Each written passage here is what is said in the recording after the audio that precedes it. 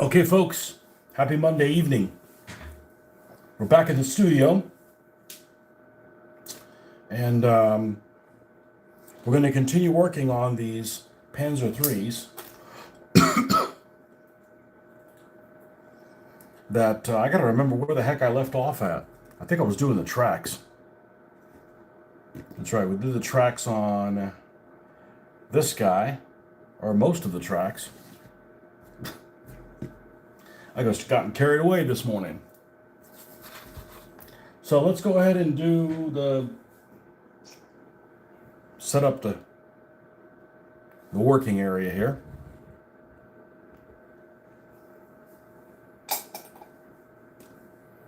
And where is the German camouflage black or whatever the hell this thing is called?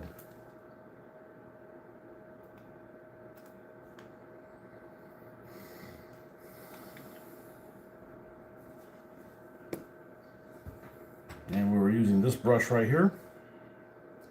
Let's pick up where we left off this morning.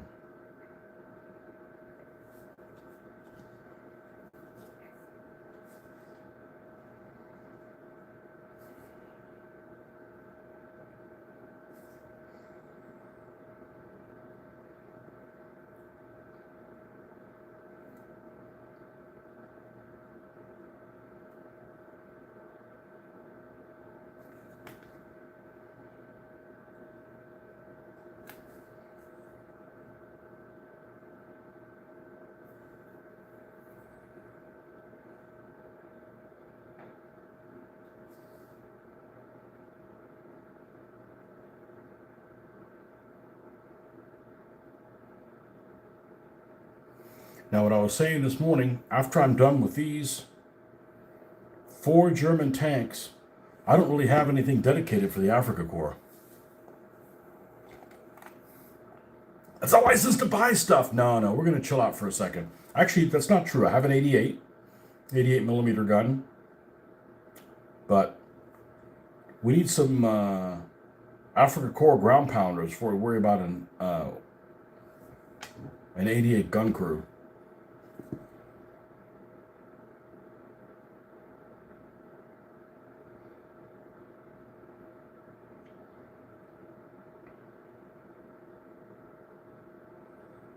And the infantry I definitely paint by the each. I don't like to hop around and do mass produce them. I get bored.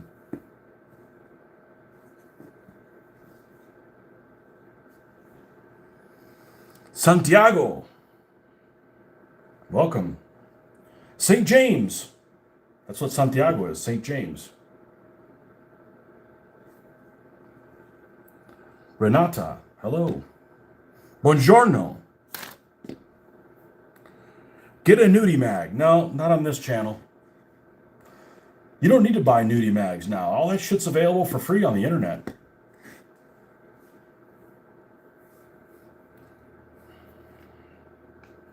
Hola, me saludas. Mariarelli Ramos. Unless you're from Puerto Rico, in which case it's Ramos.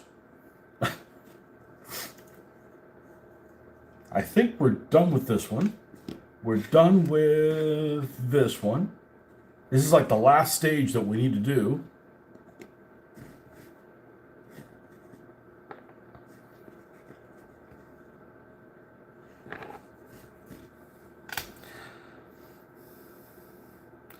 Your mom checks your internet history, but she doesn't check under the mattress. Oh, so that's old school. You can wipe your internet history. Or you can go on incognito.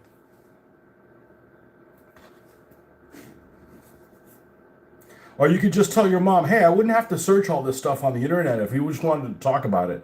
You want to talk about this stuff? No, go right ahead and keep searching.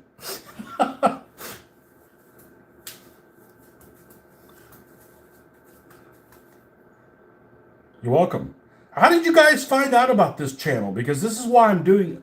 I don't normally film on the camera or on the video. I normally I film through the computer, and I get like, there's 19 freaking people on there right now. Like, why do you guys get recommended to my channel? I mean, welcome. But my guess is you guys don't know what the hell I'm even doing. which is fine. I'm taking part in a hobby that keeps me from being an alcoholic. Some people go see a shrink. I just build models. It's a lot less expensive. I speak Spanish, yes. Scrolling. Coke is the best powder. Shit.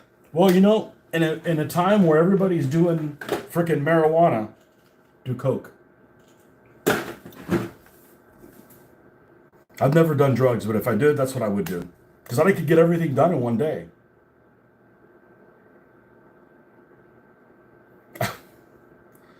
Um, I haven't done drugs yet, so I don't think it's going to happen. Pepsi Gang. I can see over your shoulder what you do. Excellent. Pepsi Gang.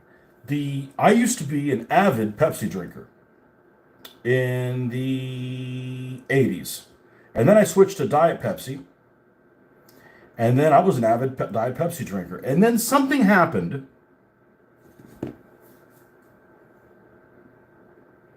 around, let's see, I was already married, so somewhere in the mid 2000s, Diet Pepsi changed their sweetening device. And they changed it to like the same one that Diet Coke uses, and it tastes terrible. So I switched to Coke Zero because Coke Zero has the same sweetener that Diet Pepsi used to have. So I jumped ship. Good evening. Dr. Pepper Gang. My sister loves that Diet Dr. Pepper.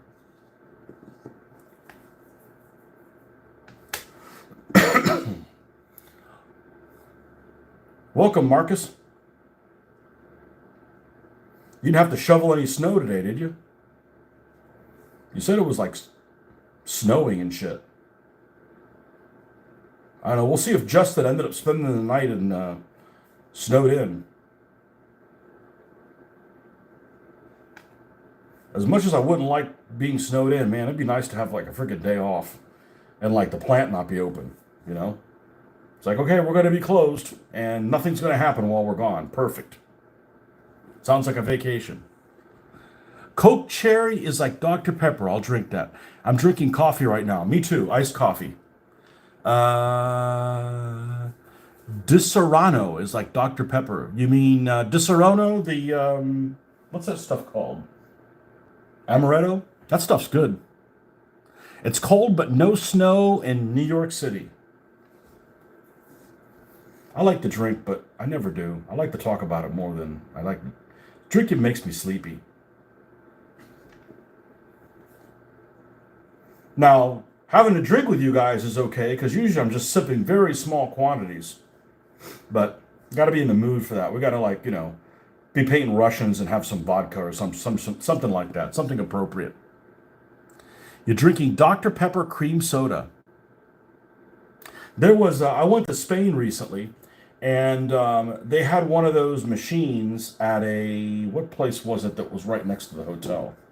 Five Guys, which is, yeah, why'd you go to Spain to eat Five Guys? Well, sometimes you just want a burger. And it was better than the Five Guys here in the States, which doesn't mean anything. But they had one of those machines of the 57 flavors or whatever, right? So you go in and you can punch in whatever you want. I want Coke Zero and put a splash of lime in it or whatever. And they had all kinds of stuff over there that they don't have here in the States. And one of the things that my daughter really liked, and I actually thought it was pretty good, is the Fanta. They have a lemon and an orange Fanta, and it has like 8% fruit juice, which is 8% more than it has here. And it was actually really good. It had like a third the calories, because they just put that corn syrup in every single thing that we ingest here in the United States. They put corn syrup, so we're addicted to it like a bunch of hogs. Your wife and daughter finally made it back at midnight.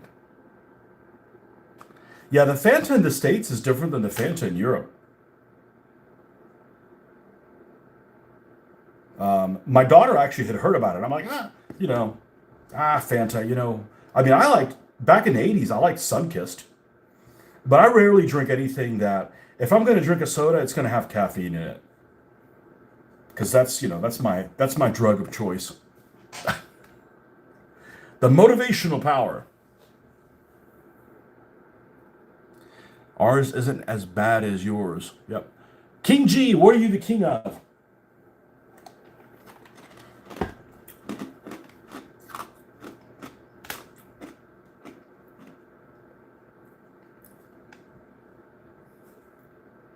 Now, they put all kinds of shit in the food to get us addicted to buy, eat more of us and get us fat. I know it's working.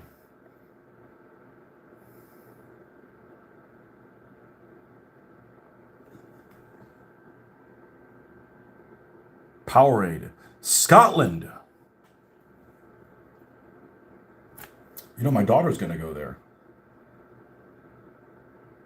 I would like to go to Scotland, but I'm not wearing a fucking skirt. That's not my problem. You guys invented the dress code, you wear it. I suspect that people aren't running around wearing kilts all the time. It's like, for formal stuff or, I know there's probably some people that do wear kilts every day.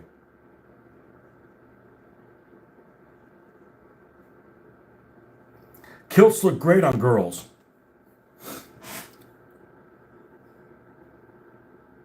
Working on an SHQ 57mm AT gun, really don't like gluing metal models. No kidding.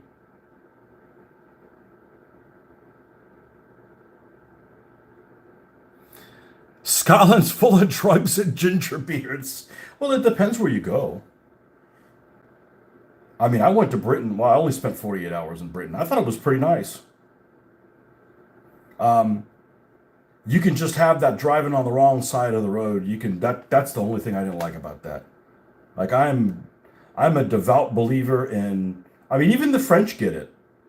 Even the French manage to go on the right side of the road. Scotland is beautiful. It probably is. I would love to go. I like any of those countries that have like a rich history. There's a lot of things that America's great about. History isn't one of them. And I know there's some people that love American history. I'm not one of them. I think this history sucks.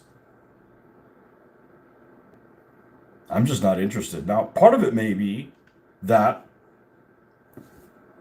my people, my family, are recently came to America. So it's not like, oh, we've been here, however many years, and we had this old house, and we fought for the Yankees. But I don't have any of that history. We were in Spain until basically the turn of the 1900s.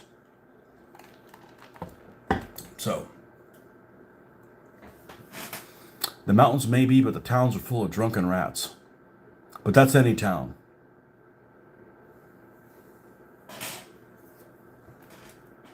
Santiago y Sierra. Somebody sent me a video of yesterday or today where they were practicing in some plaza in Madrid, some tercio. Well, he called it tercio tactics, but you'd have to have arquebusiers and stuff to have it a tercio. But anyways, they just had some pikeman drills. But they were like wearing freaking Nikes and like they were wearing like the stuff on their helmet. They were, like the guys that wear the fencers. Like, dude, man, you need like you're gonna dress all of it or not half measures.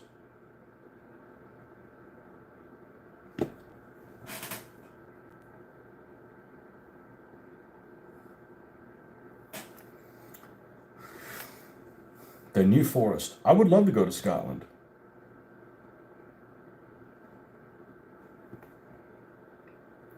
If Scotland splits up, the United Kingdom flag is going to look really weird with that blue field in it. It's going to look like shite.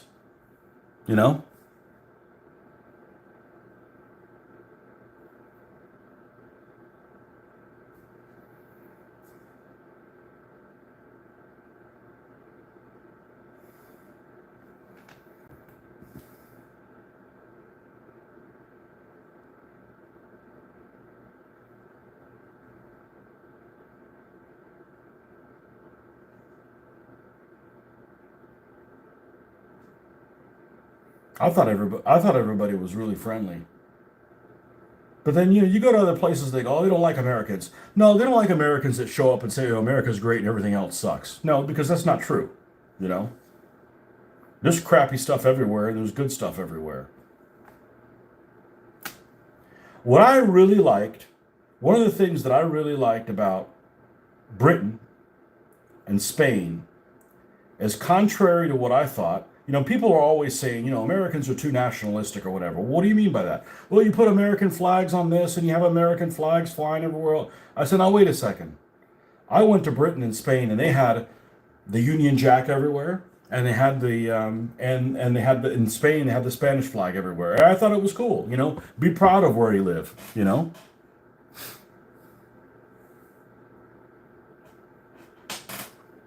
Can I scroll? Yeah, there we go. New Forest is on the south coast of England.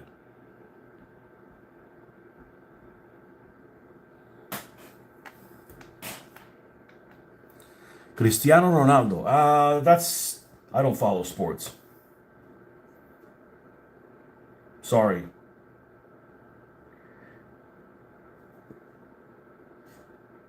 And if I did follow sports, it would be women's pole vaulting.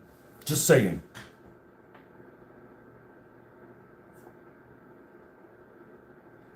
Bud still don't want to say where he's from. Oh, we're Bud? Or are you asking me? I'm in Florida.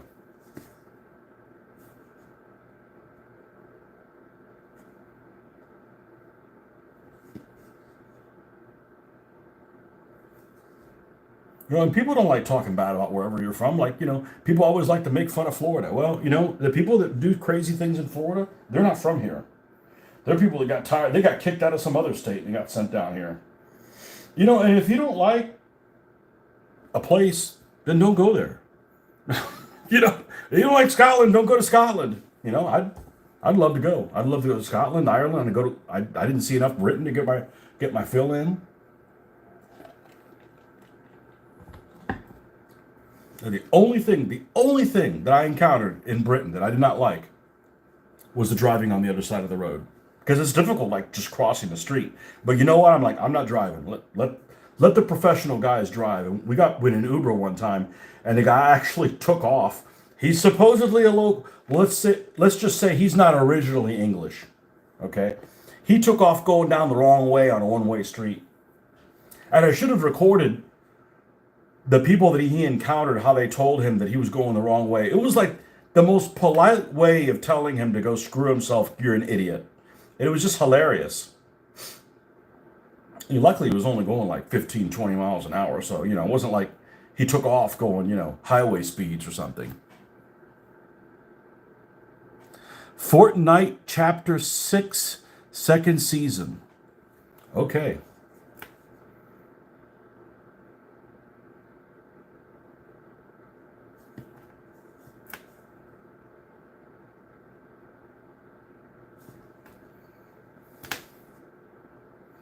So this is what we do on this channel. We build little tanks. We talk about history and such. So you don't have to talk about history. You can talk about whatever the hell you want. Just be civilized.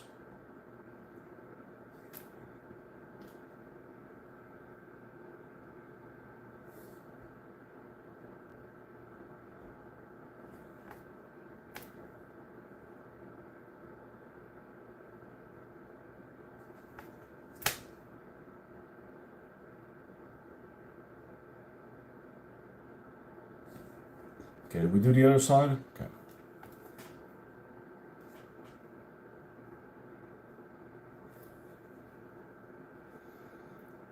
How many models do I have? Well, let's see. Built.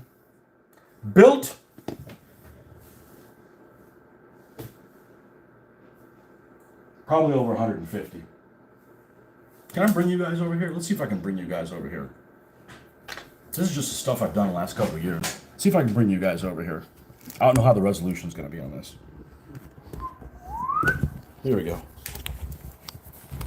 This is all my WW2 stuff. And I've done these probably in the last 2 years. So this is, it's very difficult for me to see. And let's see, can I flip it?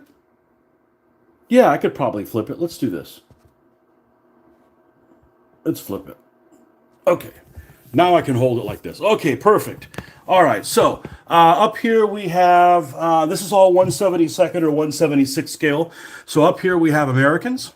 We got some Shermans and half tracks, and they're a mixture of plastic kits. And some of these are like die cast kits here, die cast that have been repaints, matchbox things. Here's some trucks here for the French resistance. Shermans back here. Stewarts. These are all my Americans on this level. Hopefully you guys are seeing this okay. These are all hand painted. Oh, there's a Japanese guy hanging out there. Okay. Up here we've got some Brits. Some Brits here. Oh, this is a Russian. I never finished this one. Well, I didn't fully finish it. It's a Soviet reconnaissance vehicle. Half track. Okay, we got some smoke markers back here. We made those. Let's see. They got a little switch on the bottom.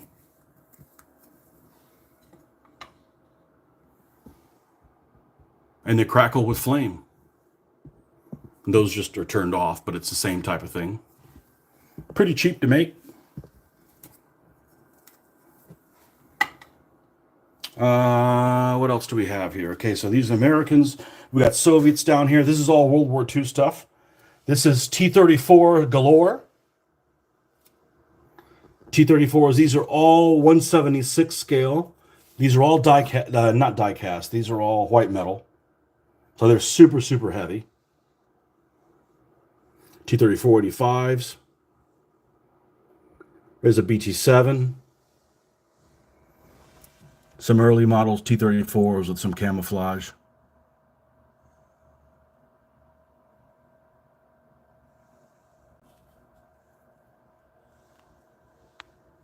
Okay, so that's Soviets. Up here, there's more Soviets. We have more T-34 85s. These are all white metal. We got some KV monsters, little T-60, cute little guys. I forgot I got that little guy. That's a 3D printed little model. What else we got here? We got some KV monsters back here. KV, KV2. Let's see if we can zoom on that. There we go. Try it. Come on. Zoom for me, baby. All right. The lighting in here isn't great, but it's getting in here. These are all hand-painted slogans on the side of these things. These are all plastic kits. These are actually, I got a real deal on these guys. These are actually 1/87th scale. So in real life, these would be a lot bigger than they are, but because they're really big vehicles and they still look okay. And hey, they were $1 a piece, so you know that's pretty darn cheap. These are T-28s. These are medium tanks. 2 there in the front, 2 there in the back. The T-35 monster. Some assault guns back here. JSU 152. I'm sorry, SU 152, JSU 122, and a pair of SU 100s that are die cast. I do not have Warhammer, and I don't have anything in that scale. That's a bit bigger. Moving down along, more Soviets. Actually, I was surprised to find out of all the things that I have the most Soviets of anything else. It just happens, you know. These are some snow camouflage T-34s. SU-76, SU-76, SU-76. Pair of JS2s. A couple more BT-7s. Oh, a third one. That smaller one is actually from BP Cast. It's not a very good model. Pair of T-26s. Oh, I'm sorry, 3 T-26s? Yeah. These 2 T-26s are by Mini Irons. I'm sorry, these are by Pegasus. That's the one by Mini Irons, the one with the white stripe on the roof. Light tanks. And 3 T-70 light tanks. We have 6 Soviet trucks. They look like disheveled, but the tops come off of them. They're removable. They just got bumped, but they're removable. Cute little 1920s looking vehicles. Soviet light tanks. Gas 67 and a Soviet armored car back there. All these numbers and stuff, they're all hand painted. Piece of cake. I've got a couple of Americans down here. I don't know what they're doing down here. Oh, they probably don't fit. Hellcat and a M15 and aircraft gun. Triple scoop. A couple Pack 40s for the Germans. Pair of American Jeeps. Oh, a Stegosaur. What are you doing here? And a Tiger. This is a model that I had for a very, very, very long time. And it's actually a company that's out of business called Snap. What are they called? Cromwell. And it is absolutely gorgeous. It's got the built-in Zimrit on it and everything. And it turned out really well. I was really happy with it. You know, when you're painting over Zimrit, do I have a Tiger 1? This is it. Yes, we'll get to the Tiger 2s. They're right over, where are they? Let me find them. They're over here. Ta-da! Okay, so this guy's out of place here. And yeah, it turned out really well. Beautiful. Cromwell stuff is absolutely gorgeous. These thin pieces of plate, they came like this bent up. I didn't bend them up or anything. Everything is how it came. It's just absolutely gorgeous. The sculpt of this is just incredible. Those guys don't get enough credit. I'm just doing paint by numbers. Yeah, it looks difficult, but it just takes freaking time, you know? Okay, that's this side. Okay, that's this side over here. Over on the other side, we have, we got some Germans, some beginning of the war Germans in the Panzergray. We got armored cars, 232s, 263s. That one right there in the middle is kind of primitive. That's one by BP Cast. 233 armored car. A Hasegawa Panzer IV F2. What else do we have here? Panzer III, Czech 38. This new thing that my friend in Spain gave me. I wasn't expecting it.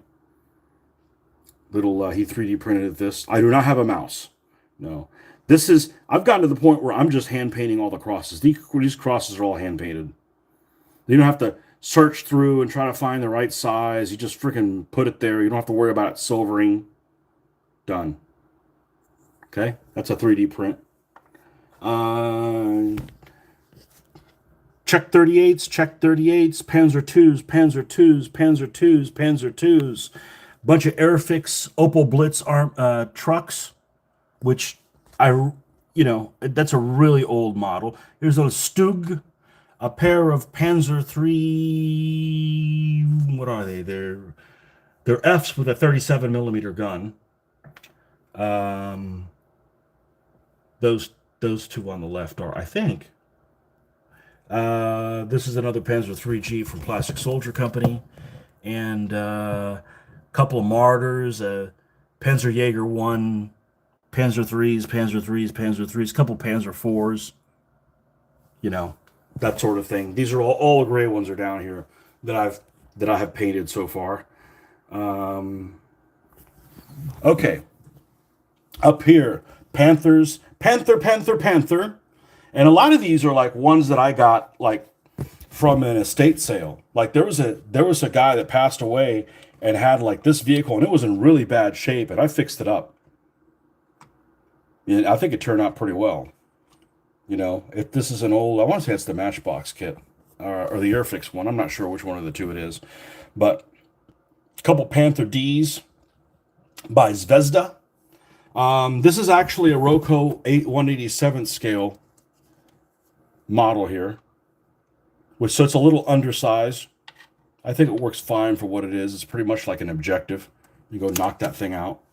Panzer II-L, another a German half-track. One of the ugliest vehicles that I own, an RSO, and it is all white metal. and it is a pain in the, that was a pain in the royal butt to put together. Talking about Marcus not liking how to put white metal models together. This one was a beast to put together. The only saving grace about it is I put a magnet on the bottom of this because you couldn't just let it spin. It was very front heavy. So now you could pretty much rotate it whichever way it needs to go and it's not falling all over itself. A Brumbar, a Stug 4, Panzer 4, Panzer 4, Panzer 4. These are all with Scherzen. This one is a Panzer 4J by Fujibi. This one is a... Which one is that one? That one, I believe, is an Altaia die-cast. And, or is that the die-cast one? Hell, I don't remember. I got so many. This one is the SU-1, which is what I like to call the Frankenpanzer. It basically represents a vehicle that is none of them. It's like a bad casting. It ended up looking okay, but had to do some reworkings on that. Jagdpanzer 4, and then we've got some Stug 3s, 2 of them back there. A Panzer 3N, 2 Panzer 3Ms, a Flampanzer, which is actually, is it that one? No, these are actually a pair of L's. The Flampanzer's back there in the corner. You could tell because it's got the smoky barrel. See, the barrel's all black? Yeah, that's by design. Okay, that's everything on that level. Moving on up. We got a little Hetzer hanging out here. Probably the one that I'm the proudest painting is this guy right here. And it's not because I love this behemoth of a vehicle. It's just that it is just a really lively paint scheme that turned out really, really well.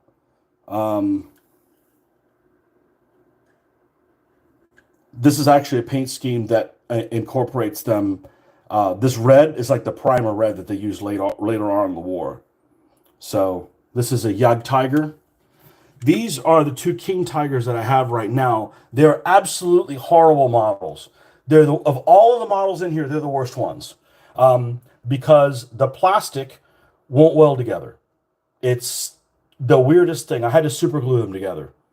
And they look okay, and they didn't have these tracks on the side of the turret. One thing that's really noticeable on Tiger 1s is they've got these Tiger 2s, sorry. They've got these tracks on the side of the turret. The turret looks really funny without them. And they didn't come with them. I actually had to take these tracks from the Jagd Tiger and cast them and then make these out of green stuff, because otherwise it looked like it was completely barren. Not only that, but these sit on like little pegs. They sit inside little pegs, and the pegs weren't on the turret either. So it was like literally like this bald turret on the side. It just looked way out of place. Anyways, they're serviceable now. Panther, this is a Plastic Soldier Company Panther A. Another Panther A from Plastic Soldier Company. These represent vehicles from the Panzerlehr, which they like to use in Normandy, extra tracks on the side of the turret, and the numbers were painted on them. So you can't get a decal to stick on that. You're going to have to hand paint the numbers. And they look kind of rough, but I'll tell you what, they actually look neater than real vehicles. The real numbers on these vehicles are really messy looking in real life. And this is a Britannia Panther. Let's see, it's got the straight. It's a G.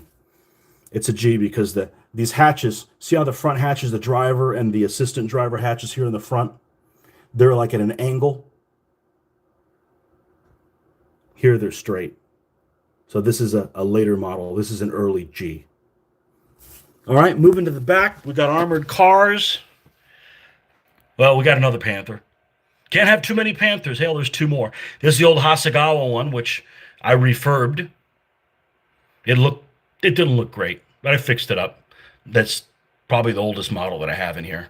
And who's this guy? This is a BP cast monstrosity. It looks okay. Packwagen. That's a German 8-wheel armored car with a 75mm gun. A Martyr. The Puma that everybody except one person in the world likes. a Martyr and a Martyr 3, and a 234/3 armored car. And who's in the back? German half track. Okay, and we're still not done. I need a drink. But first, more coffee. The rest of, I think the picture quality you guys are getting is okay. The lighting in this room is really pretty amazing. I just lucked out. The person that built this house, let me take this and face it. We get even more. Okay, the next rack is desert stuff. So this is the latest stuff I've been working on right here. So over on this side, we've got the Brits. Okay, we got a couple of quad tractors from Plastic Soldier Company with the 25-pounder guns and the little roach coach trailer that comes in between them. That's what I call it anyways. This is a 3D printed A13 and another 3D printed A13 by two different manufacturers. This is from SS Model, and this one is from, I don't know who the hell it's from, now that I think about it.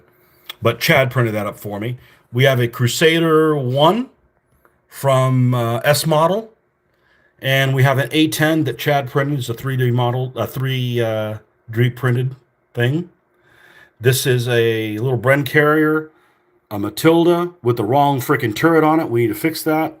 Marmon Harrington Mark III armored car. Humber. Two Humbers. There's the third one over there. A couple of 2-pounders. That's it for the Brits. Now the Africa Corps got a Panzer I, a couple of 222 armored cars, a German half-track, a German 251, a German armored half-track, a German unarmored half-track, okay,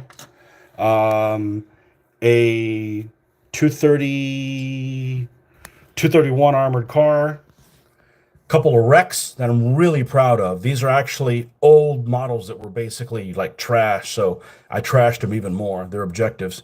And an Italian tank back there that I still have to paint the hatch on, I see. And a car. And then up here, we've got a couple of Panther bunkers. Some show holes. The town that has been in some of the battles with French Town. I've had these things forever, and I finally got around finishing them last year. All hand painted with craft paint. Any German motorcycles, I have 2 packs to build. So they're for Africa Corps, and actually, Jose in Spain gave me some ones for Russia. So we'll have some German motorcycles coming through. The thing that I like, one of the things I like the most is some of the infantry. Some of these figures I've had since about 1981 and never, ever thought about painting them. And man, they paint up really good. Let's see if I can get it in focus. These are just Airfix figures. Now, some of these Marcus gave me. There's some guys that Marcus sent over to me. Some Australians. Here's an old Airfix figure. Here's another Airfix figure. Here's an Australian. You can tell by his hat. Turned out really well. And of course, all my figures have names on them. Last names on them.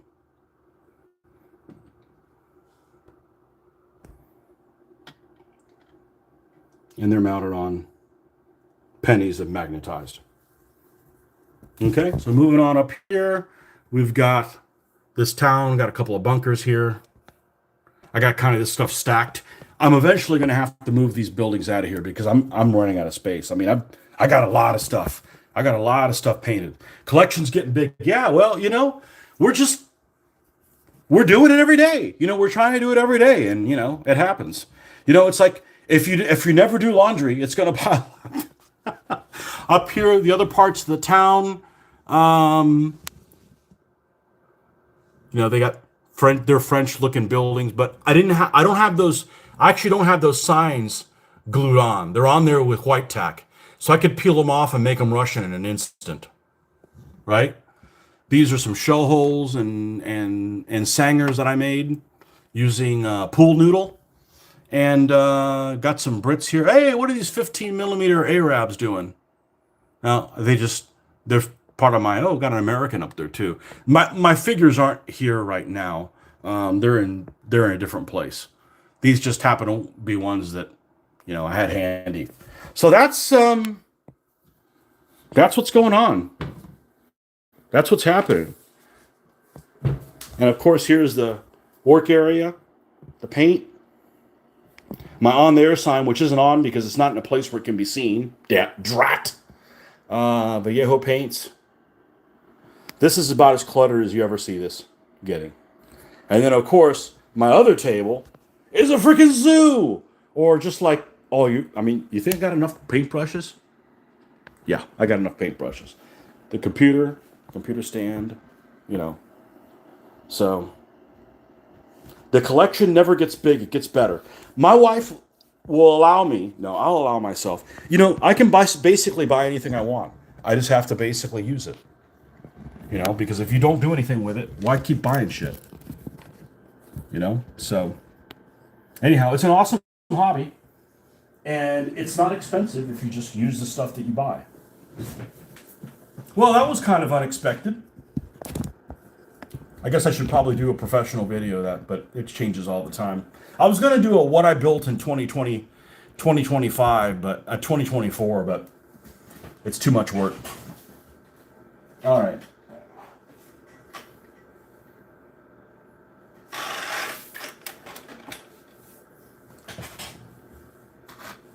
So here we are.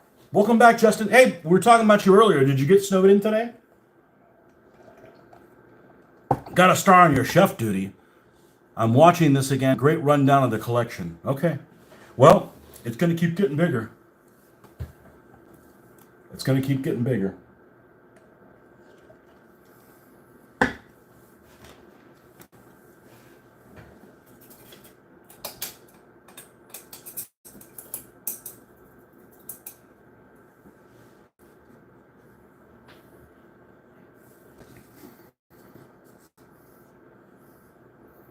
And I actually welcome people asking questions and me going off on a tangent because it keeps me engaged. I'm like, oh man, somebody asked me a question. Let me stop what I'm doing. Now, if you're interested, I don't mind doing it. Do a collection update every month. Well, I guess I could do that as long as I can do an informal video like this one. I don't want to put a lot of how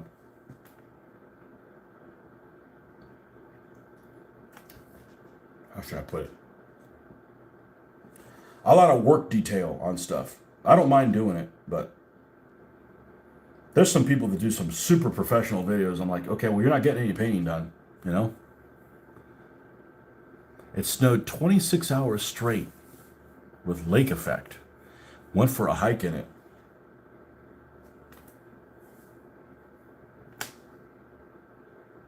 So I guess that means you got snowed in. Well, hopefully your place of business is closed down while you're not there. Because if everybody's working and you're not, they're going to have a shit show waiting for you.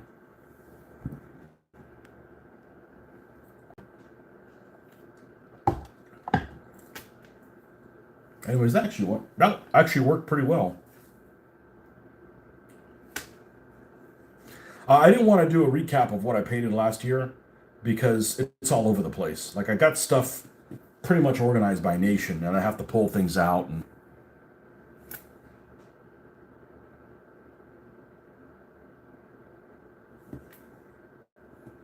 I don't mind giving away all my secrets. Just don't ask me to give away all my secrets and do a time-consuming video also, because I just don't have the time for it.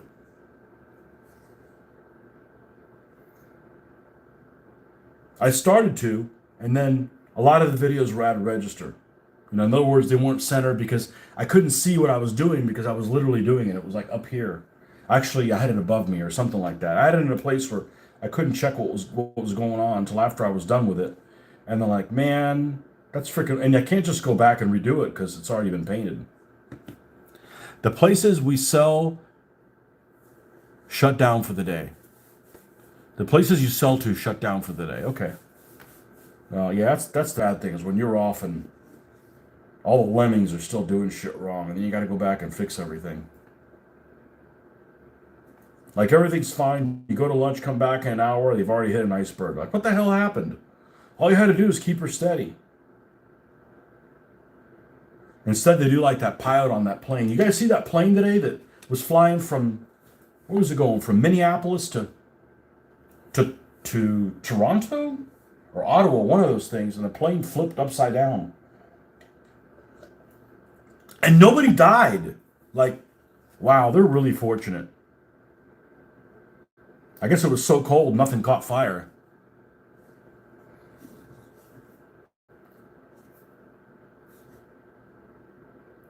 And that's on landing. And if I get terrified of planes, it's not on landing, it's takeoff.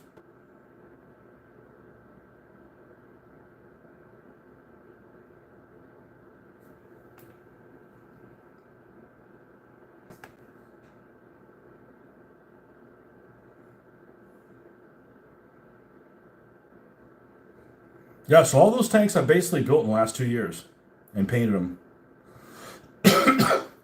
pretty much on a tear.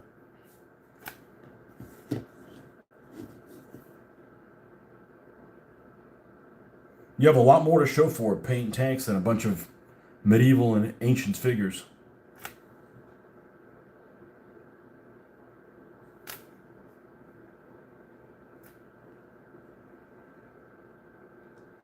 Yeah, those people are really fortunate.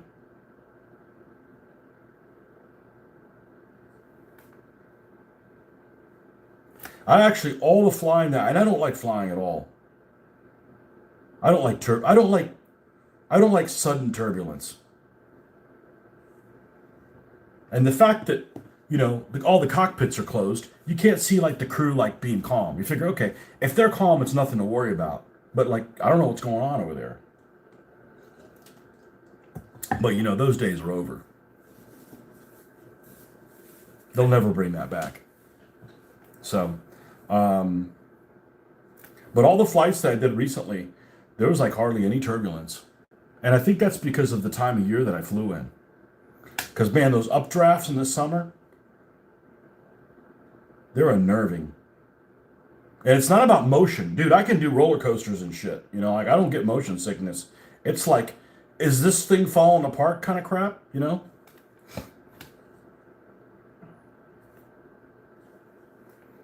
Oh, well. It's not like I don't fly. I have the Dicker Max tank. I don't.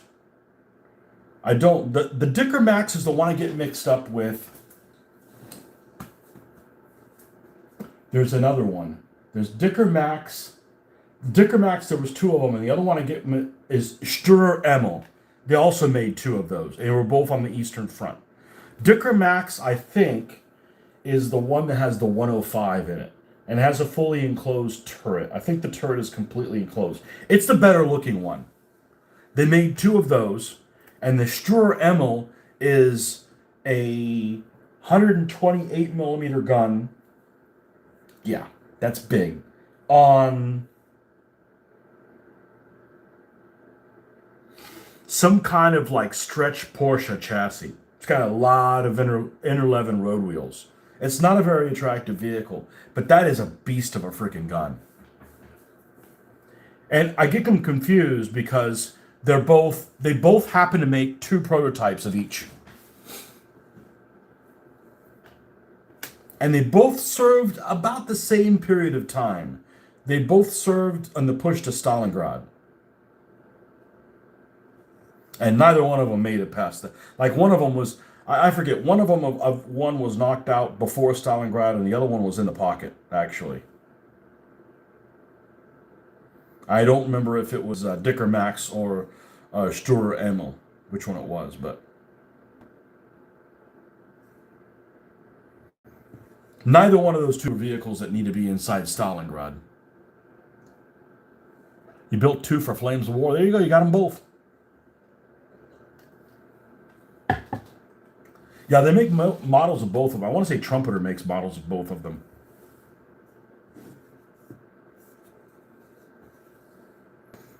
There's some unique vehicles that, like, literally, there's like only one of. or two of that they actually make a model of. The other thing that they only made one of, or only one went into combat, is the Porsche Tiger. The Porsche Tiger did not get picked. They ended up going with the Henschel model for the Tiger 1. So the Porsche Tiger had the running gear, and the chassis ended up turning into to Ferdinands and Elephants. But there was one that they actually used as a command tank of one of the tank destroyer battalions of Elephants, and it had the turret on it, and it looks really weird. It looks like a snuffleupagus. And if you don't know what the snuffleupagus is, well, then you didn't watch Sesame Street in the 1970s. But it's like too far forward. It's actually really unattractive. And they only made one of them. Only one of them went into action, and it was like a command vehicle for one of those things. It still had the 88 millimeter gun, but it had the other 88 millimeter gun. Because the Elephant has the 88L71, the super 88 millimeter gun. The Tiger one has the 56 caliber one, which is the same one that's like on the big 88s that they used in the desert and stuff like that. The other 88 doesn't come out until later.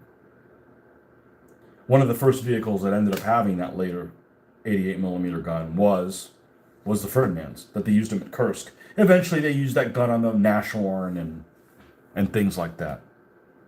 But yeah, I like the Dicker Max. Dicker Max are good looking vehicles.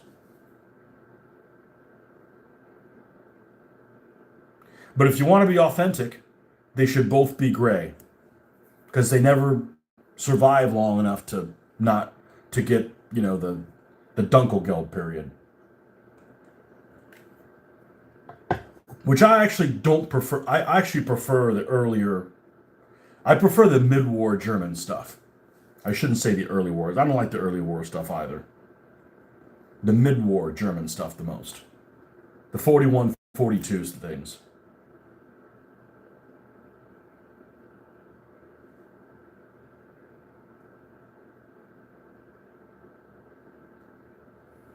Old Dicker Max.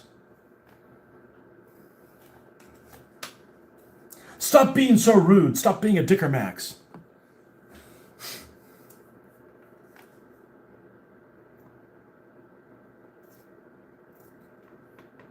But I get those two mixed up.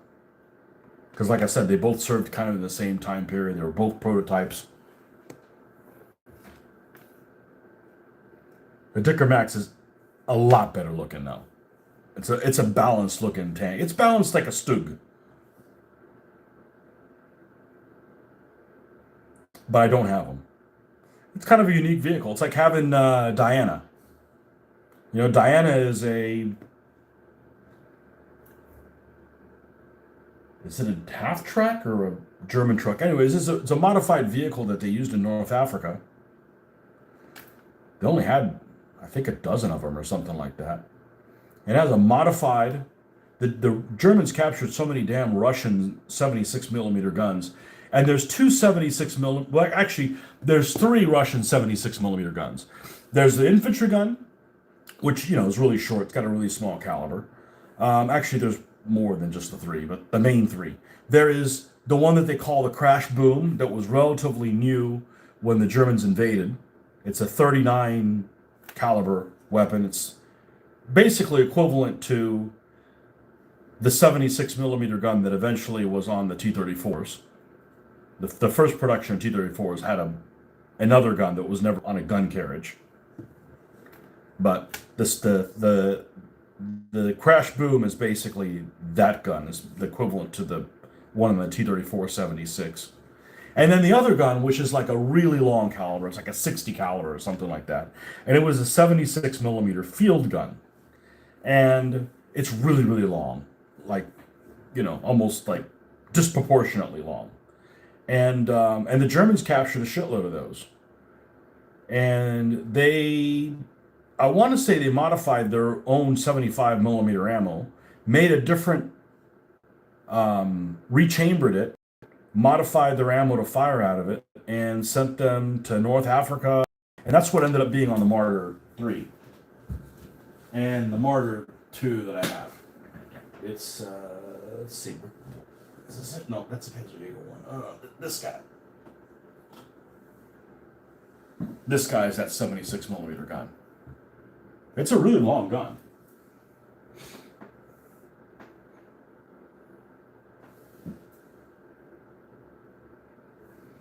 Anyway, so the Diana had this gun. So they sent some of these to North Africa. The first really powerful martyr had that gun on it as well.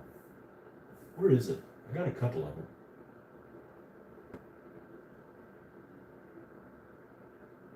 It's in gray.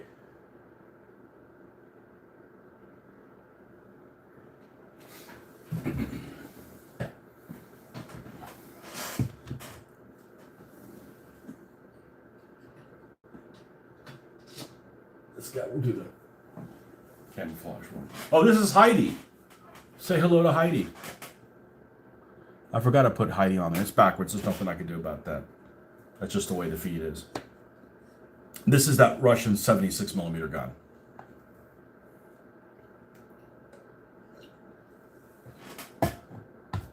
What's up, Victor?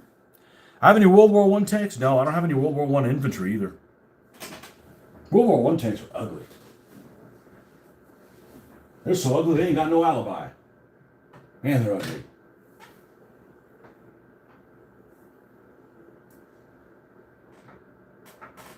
No, I don't have any World War I stuff. As they say in Canada, sorry about that. I do like those figures made by Tumbling Dice, though. I have been tempted to get them before. But if I did World War I, it'd be early war, so I still wouldn't have any tanks.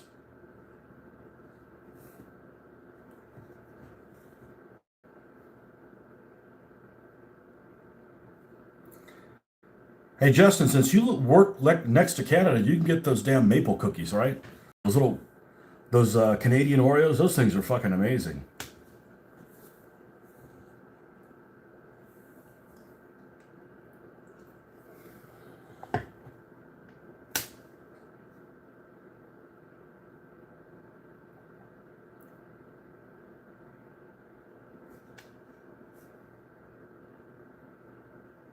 We love those.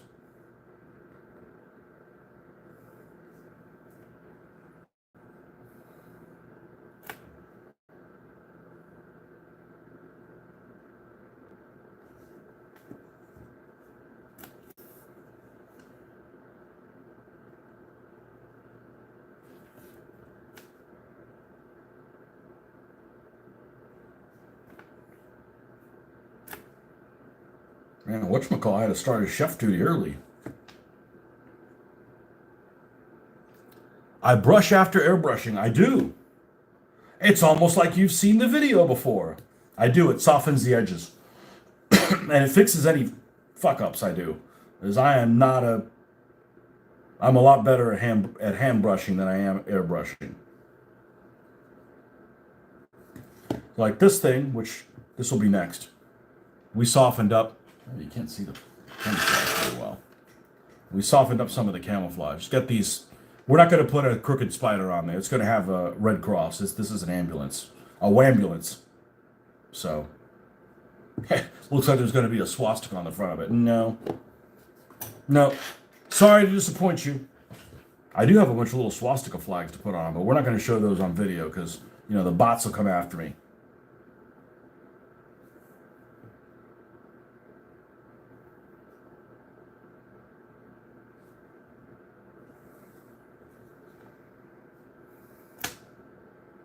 We don't want to end up like painting Panzers and get his channel removed. And I actually make a point of anytime I'm talking about Nazis and shit like that, I always talk about those, Nazi bastards. It's not like I'm endearing to them or anything, but that's what the stuff looked like. I didn't pick it. It's part of history. Every time you paint something for an evil regime, it's an opportunity to point out how evil they were, so people don't forget. No, it doesn't matter to the bots.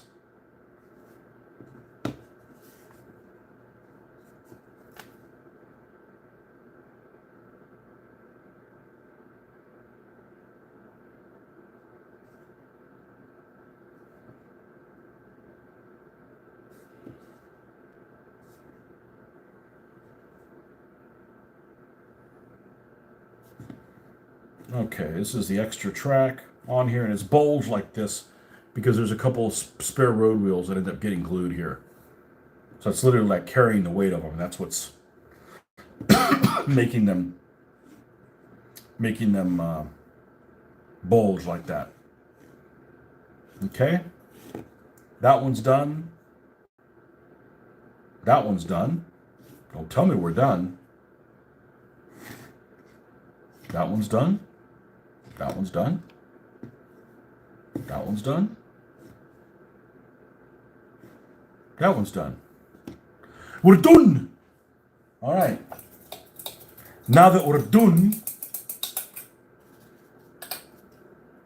we can start making this the final steps towards making it look like they're complete, which is to grab old pale sand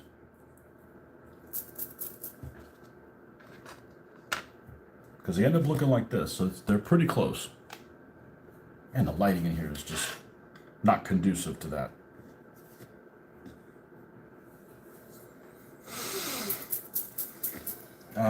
Where is a brush for dry brushing that we have ultimate confidence in? And we will not be on tomorrow night. You're just going to have to find something else to do with your life, folks. I got my monthly hobby meeting, my monthly model meeting.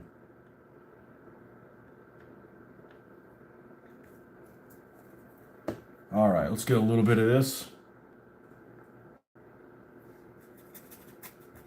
And as long as I don't do the last one that I painted, the tracks on the other ones and everything else should be relatively dry enough to do it. So we're just going to go lightly over this.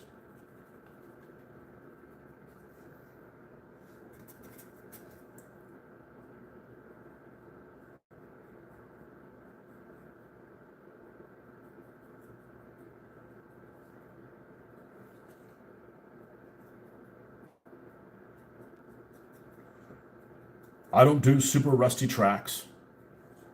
You know, things will be orange rusty if they just, if you leave them there and they don't move. As soon as they start moving, that rust is going to break down. It's going to pick up dirt and stuff.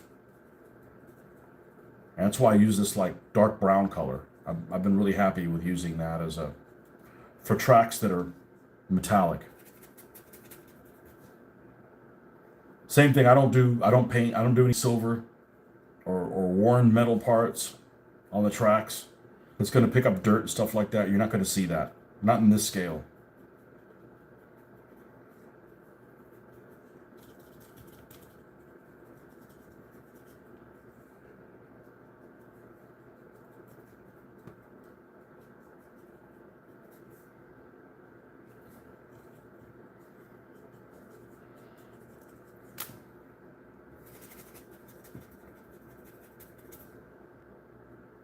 And we're not worried about the mufflers.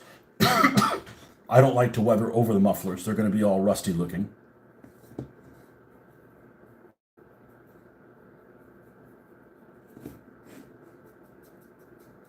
And then we'll just work our way up, highlighting these edges.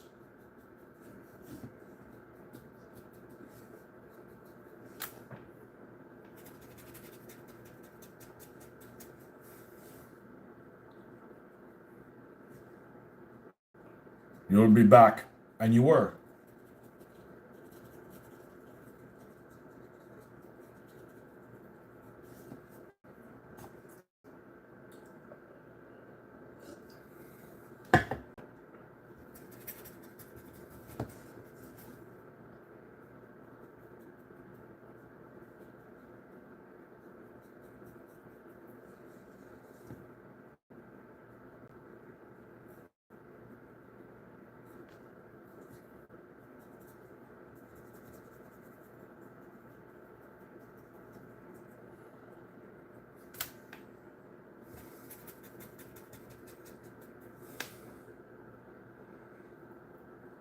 We go over and get them. What are we going over and getting? The cookies? You just came back and got some more? Those freaking cookies are awesome, man. Those Canadian Oreos. And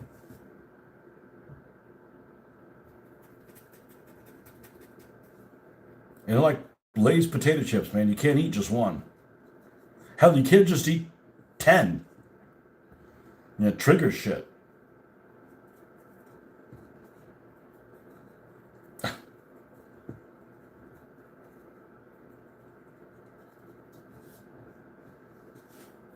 All right, and then we'll go with a turret that goes on it. We'll make sure we get the right turret on here. This is the G turret is this one.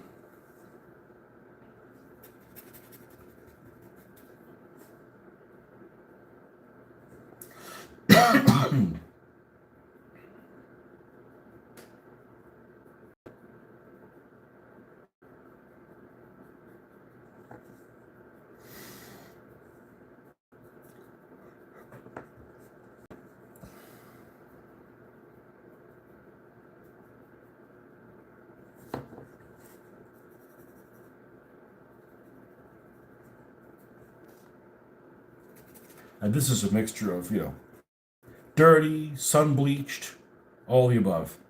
Dusty, weather-beaten, fill in the blank.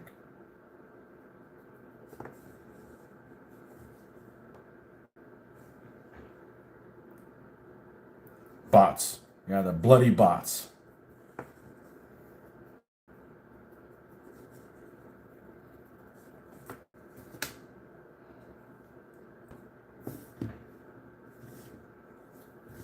Now we should be looking at something pretty equivalent.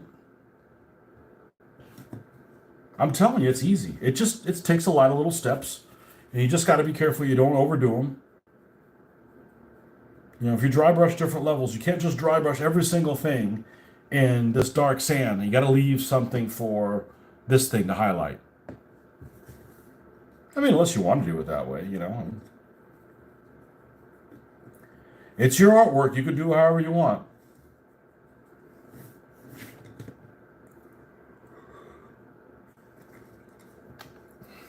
Okay, this which is the one that we painted the track last?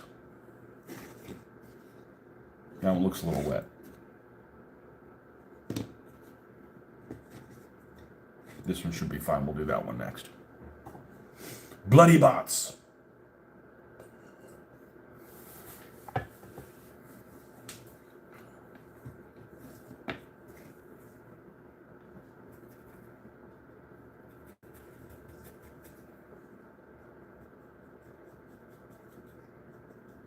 Now, my wife is flying in today. She had a long weekend and she had to go take care of some business in Miami. She had to go take care of her aunt. I'm sure she's doing all right.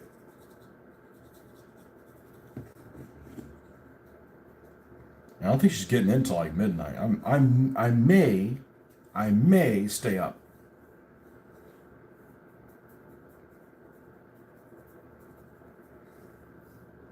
Because the reality is, if something's wrong with her car, like she went to the airport, it's not that far. But if something's wrong with her car, there's a chance if I'm asleep, I'm a super heavy sleeper, there's a chance that I won't be awake. So,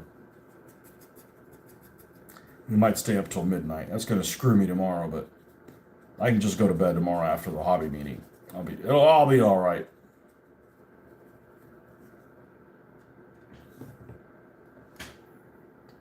What do you do at the meeting? So, there's always like a theme. You bring the stuff that you worked on, you talk about the stuff you've been working on, and, it's just a social thing. It's only once a month. When I used to game with the folks locally, none of them really, okay, a couple of them do, but most of the people that I game with don't build anything. They don't paint anything. So you can't talk shop with them. They're rolling dice, and they could care less. It'd be like if the stuff is painted or not, they'd still play the game. And I'm like, well, anybody can play a game. I can stay home and play a game. So it's just nice being with another group of people that and a couple of guys are really, really interested in the history. So they'll give like talks about, one guy gave a talk one time about, the Marine Shermans and what was specific about them in the island campaign of World War II. That was really freaking interesting because it's like something that I'm not very familiar with. And you listen to that, you're like, okay, well, now I have enough knowledge from this one little talk through to be able to look for stuff on my own and have like a base of knowledge to come to go from. Another guy was like, a couple guys are really into planes. It's very, very World War II heavy. Very World War II heavy. If you don't like the Second World War, you probably wouldn't like this hobby meeting because just about everybody is doing World War II stuff. Do you review things at the meet? Yes. Yeah. Yep. So, and we started it back when I used to work at the hobby store in the early 90s. And then, I just kind of fell out with it. I wasn't really following it. Because I still build models. I just build models that you play with. I don't want to like build a model and it sits there and doesn't do anything. I mean, they haven't done anything, but they could. It's not like that's not really what their purpose is. So just having static models, that's not my cup of tea. Talk about any new products that you found and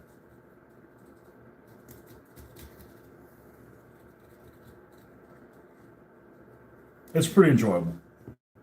It's pretty enjoyable.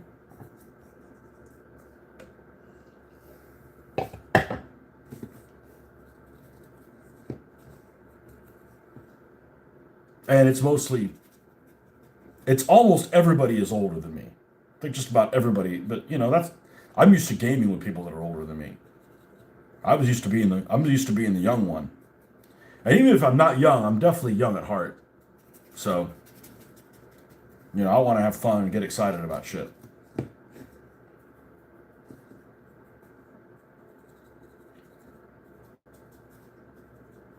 Because doing this kind of stuff is like my version of reenactment. Like, I don't want to go and sit in a tent or whatever and dress in wool and shit like that. My version of reenactment is being able to roll dice and paint these things how they're supposed to, do the research on them and learn the history and take part in it.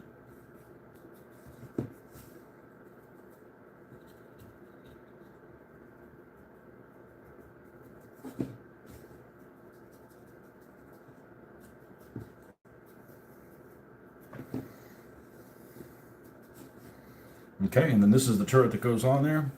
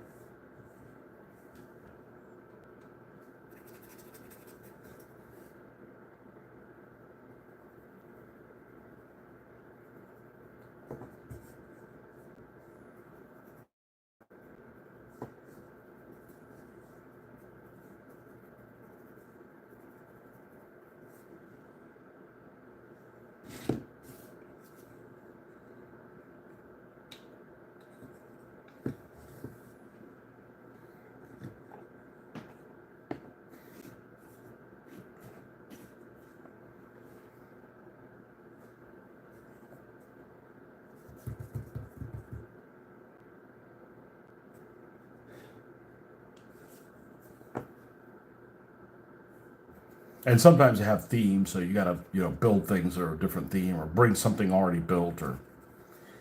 And they actually skipped. I was in Europe, and I was kind of disappointed. I was going to miss the January meeting. I guess they had kind of an ice scare, an icy condition scare, for Florida, and they canceled the January meeting. So I was like, great. Thanks for thinking of me. I didn't miss out on anything. So it's going to be a double header.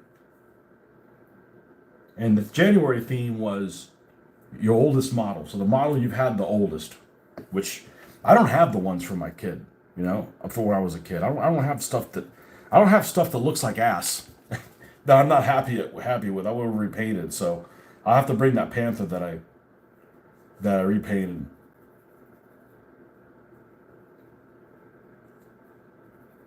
And then and then the repurposed one.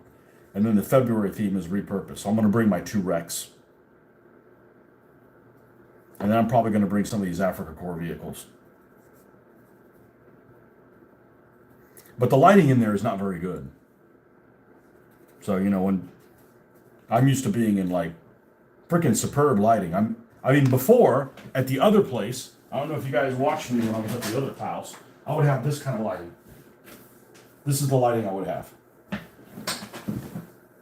I had my trusty hot light, which is excellent, and this is the light I would have. And it actually looks just fine for me, but now you get to illuminate the whole damn room with 4 LEDs.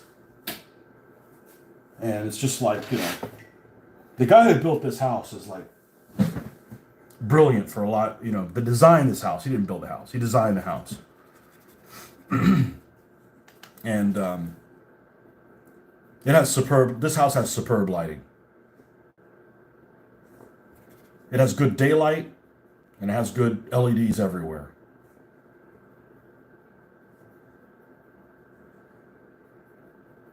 But I've always painted with, really good light. You go to shows, we're like, man, your stuff's too dark. I said, no, we're just painting in shitty conditions here.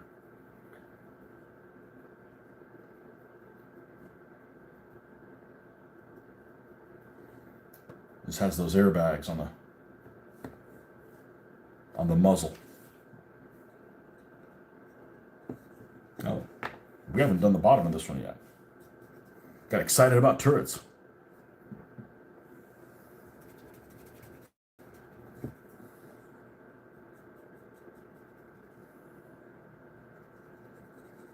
So let's see, what happens after this stage? After this stage, we go and do black lining.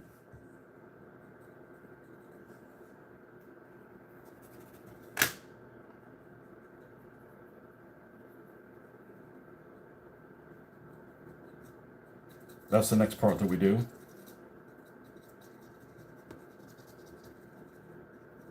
So I'm probably going to do is after I'm done with these 2 tracks, probably take a little bit of a break. I'm not going to disconnect. Probably just take a little break, throw a load in the washer, and then come back.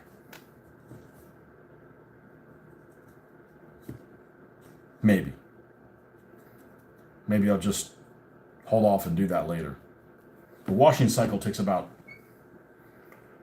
an hour and a half, I think. So I'll make sure I'm awake when it's time to switch the clothes. Too many times you'd be like, let me just throw something in. I'm like, I can't stay awake anymore. And you have to because of the clothes switch.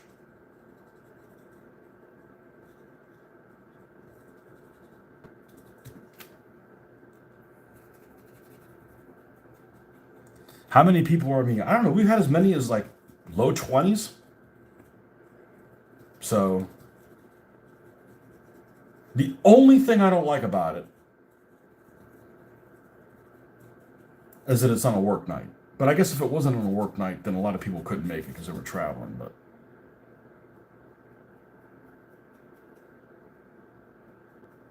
I want to come home and change. I don't want to go in my work garb.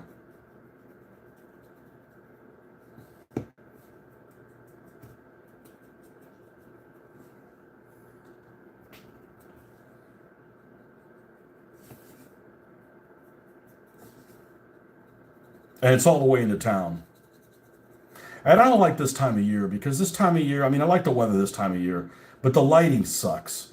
It's like it's a little bit better than it was a couple of months ago. But man, I'm worn out when it's like freaking when it gets dark at freaking 6 o'clock. I know it's even worse in Michigan, but I just don't like that. I like the cold temperature, but I don't like that whole getting dark early business.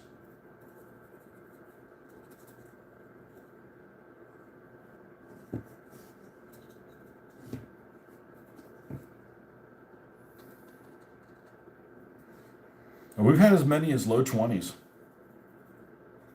And a couple guys bring their sons.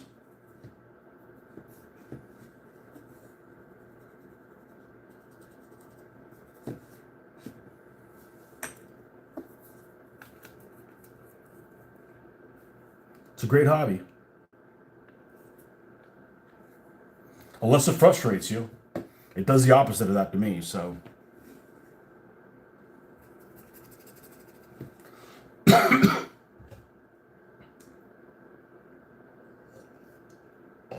Hobby should chill you out, not wind you up. I remember a couple of years ago, or several years ago, when I used to go to do the shooting stuff on Sundays.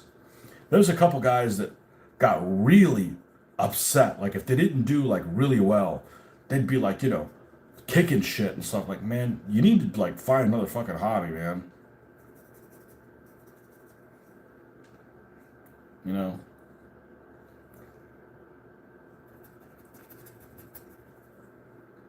Playing guns should make you chill out, not, get you pissed off. It weren't dangerous or anything. It was just like, a hobby should, you should be having fun. If you're not having fun, man, you need to find another hobby.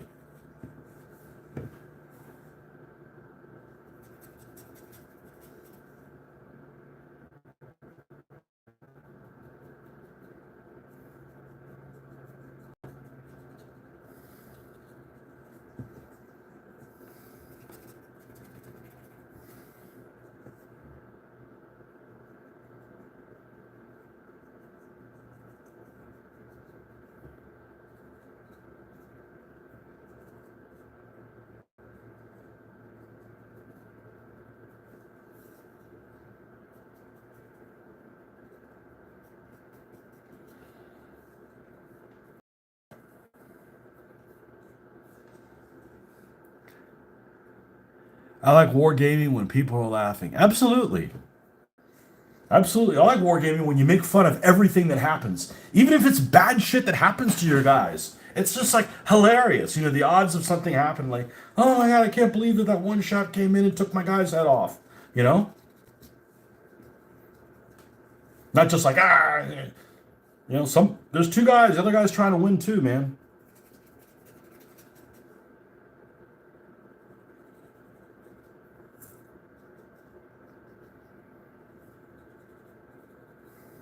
You see some of these people that are playing like Warhammer and stuff at one of these stores. And I can't play with these sissy people, man. They're like not having fun, and they don't say inappropriate stuff. I say inappropriate shit all the time, man. When this stuff happens, sorry.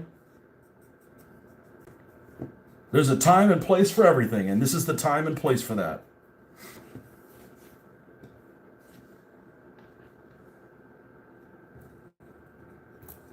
Uh-oh.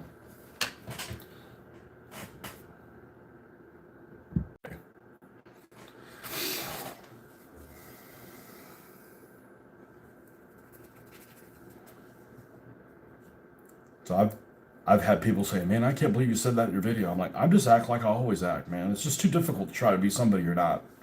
And if it bothers somebody, well, don't tune into my channel.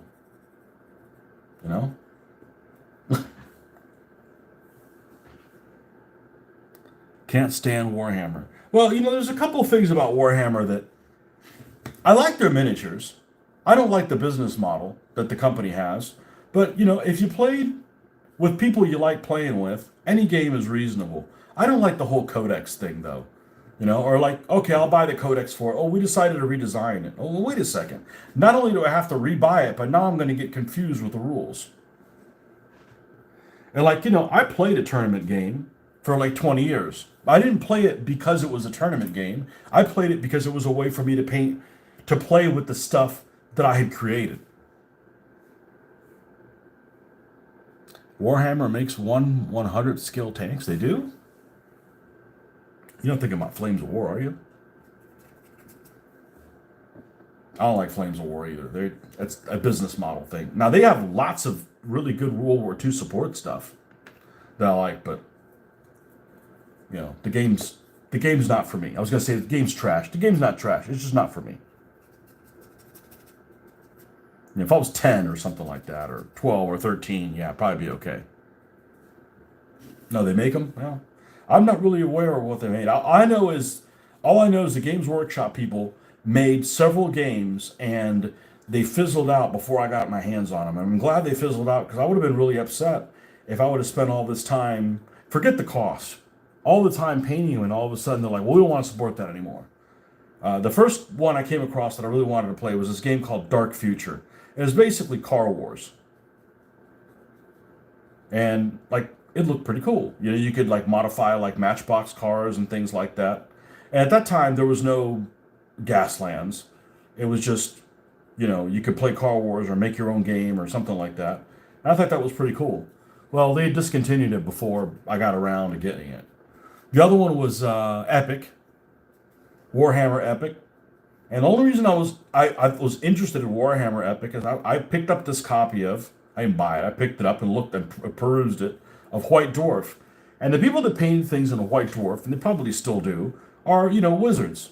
They're wizards of painting them, And and I had many of their paint guides. As a matter of fact, that's probably why I paint figures the way I do, because I got my start painting them when I still have those books, whatever the Warhammer heavy metal guide is, whatever. They primed everything in black.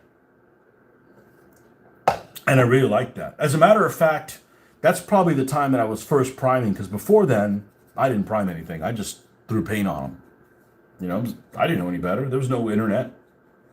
Get ideas. And it worked okay. I was just doing, ships and micro armor and stuff like that. They weren't primed. But anyways, I picked up this copy of Heavy Metal and was looking, not Heavy Metal, White Dwarf, and was looking at it. And they had this epic battle with like freaking demons, and it looked really freaking neat. Like that, you could make all kinds of fun noises when you're playing that game. I don't know if the rules are trash, but see, at that point, that was at a time period when people either made rules or they made miniatures. You didn't do both. Games Workshop was pretty much the first one that did both. Usually it's like, okay, well, I'm going to play Command Decision. Well, Command Decision doesn't make any tanks. They're made by Games Workshop, Games Designer Workshop, and, you just have to get your models from this place or this place, whatever. So there wasn't like a conflict of interest or whatever. And I think, I may be incorrect, but I think Games Workshop was one of the first ones that pioneered, hey, you get your rules from us and you get your miniatures from us. One-stop shop kind of thing. So yeah, they discontinued that game too. And then the third one was this game called Man-O-War. And Man-O-War was like fantasy ships. So you had like dwarf battleships and, and like, I'm never really interested in the fantasy stuff. But you see something cool, be like, man, this could be a lot of fun to play because, you could have some great laughs while you're playing it. There's a company, and just like this, there's many. But there's one company I can think of right now that makes 28 millimeter things, and I believe it's Eureka out of Australia. And they make stuff like freaking frogs with muskets that ride freaking turtles. Like, the rules may be trash, but you can have a lot of fun, talking about shit like that happens in a game. Like really lighthearted and, and have a good time. So sometimes there's a time to do things like that. And, yeah, they discontinued Man-O-War as well. And then I realized, this is, because it's not like, well, you're not supporting Games Workshop. It's like, why would you support a company that's going to pull the plug on their own stuff in a year and a half or so? It's a bad business model. Now, if you're somebody who just buys things painted by somebody else, maybe it doesn't matter to you, right? Because you can just sell them off again. But like, I've got like hundreds of hours dedicated. Like, you don't get to like cancel my time. So that business model doesn't really work for me. But I do like their miniatures. I think their miniatures look good. I like their sculpting. Man-O-War ships look cool. They did. I'm not even into fantasy stuff, and they look cool. All the exclamations you can have while playing a game. They said that Robin Williams played Warhammer. Can you imagine him doing all the friggin' voices for all that shit? That'd be hilarious. Like, who cares about playing a game? I just want to listen to this loon.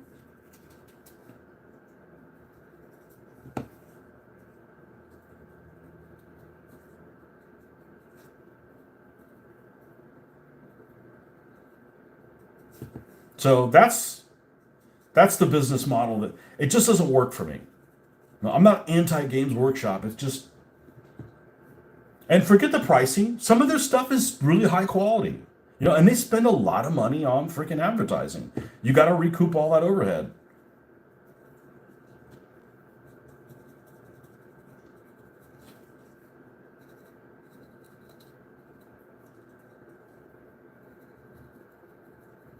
And when I first started going to Historicon, that Warhammer Historical was really popular. And again, it just fizzled out. And it's just, it's a shame. Wargame with Robin Williams would be dope as hell. Yes, it would.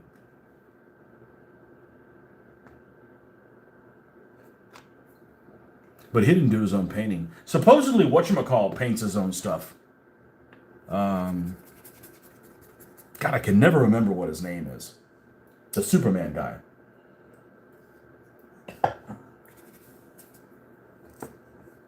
I mean, he can't paint with a shit. He's too busy lifting weights. All the fat, out of shape people are the guys that paint well.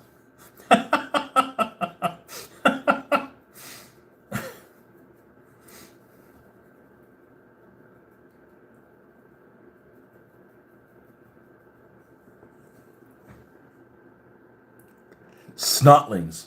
Absolutely. I mean, you could do some funny fucking voices with that stuff.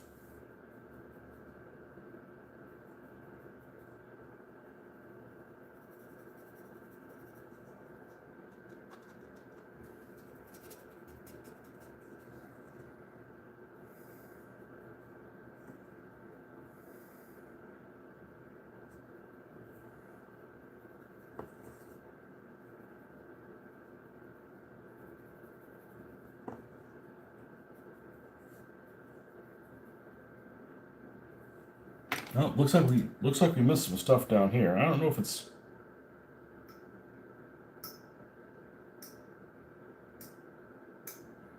ever going to be seen, but I know it's there.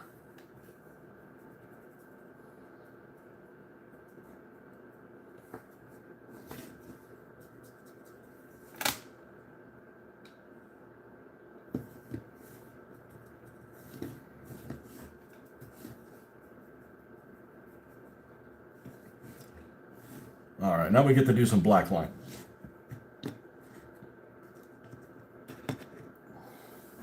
Yeah, the detail that's on these models is insane. It's just fucking insane. It's unbelievable. It's unbelievable. Oh, this is an interesting thing. I just noticed something, and I don't know if this is an error or not. But there's two different kind of turrets here.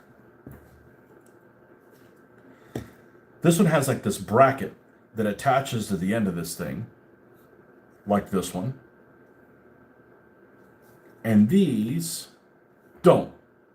So this is the bracket that ends up going on the H. I'm sorry, on the did I put the wrong turret on the wrong thing again? I did, didn't I? The one that has the bracket is the G. Okay, so this turret goes on this one. There we go. Let's flip these two. Doesn't really matter. Okay.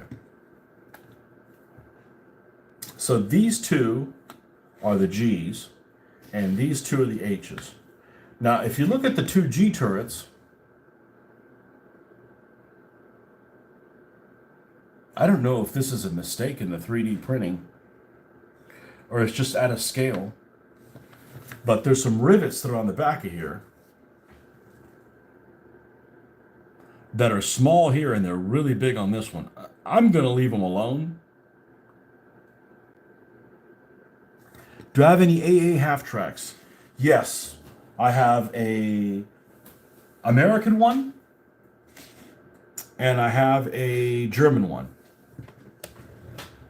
The American one is a 3D printed one.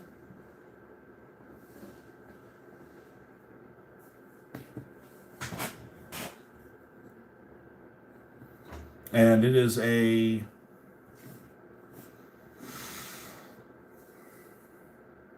God, I don't remember what it is. I think it's a 37 millimeter with a pair of 50s next to it. So this would just tear up some ground targets like nobody's business.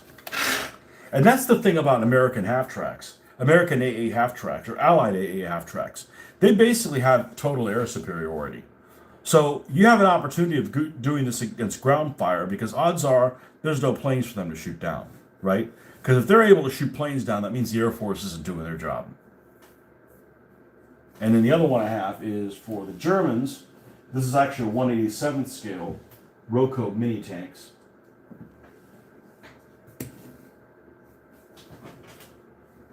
With the quad 20s. And this is a very primitive model, but I think it looks okay. You know?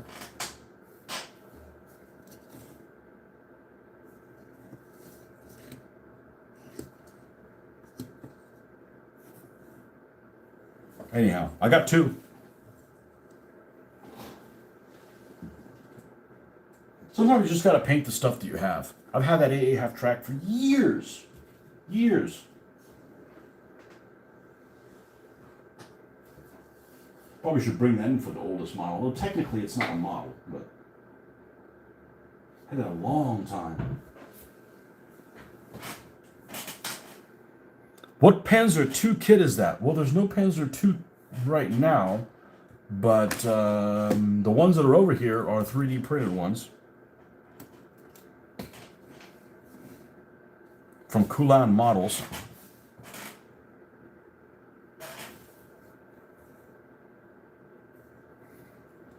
I think the best looking AA half track is that drilling. The 251, is it a 22?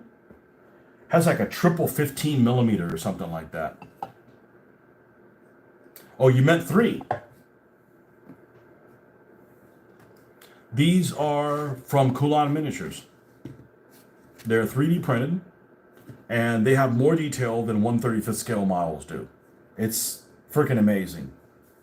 Absolutely amazing. And they end up looking like this. This is a couple finish. Well, I don't know what kind of a resolution you're getting on there, but you know what? I know exactly how we do it. Let's flip this thing over. One more flip. Okay. Now,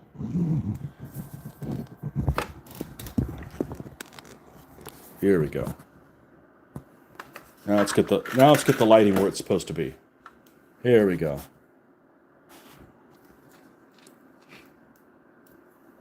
All hand painted. Now that actually looks pretty good like this. All hand painted numbers.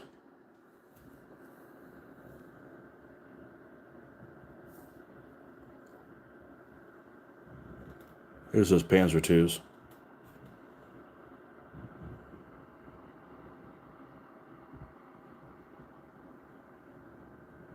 Never heard of them. Kulan, Coulane. Coulane.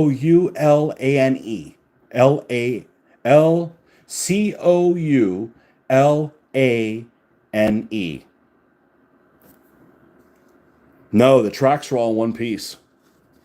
The tracks are all one piece and all the running gears together.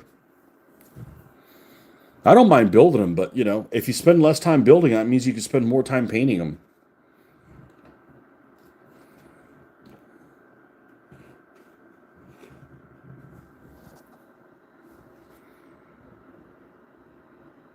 Actually, this is pretty clear. You can see this lighting is forcing it a little bit too much. It gets a lot of like the ricochet off of it, so to speak. But you can tell there's some, you know, they're not all the same tone. There's variations in them. You know, they didn't come out of the showroom.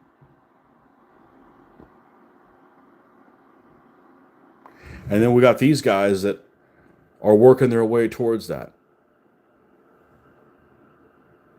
And I mean, literally, the guy that does this, he's got little, let's see if I can zoom in this here. He's got the little bolt holes that go in the roof where the stuff is tied in underneath. Crazy stuff. Sounds French. Yes, he's French.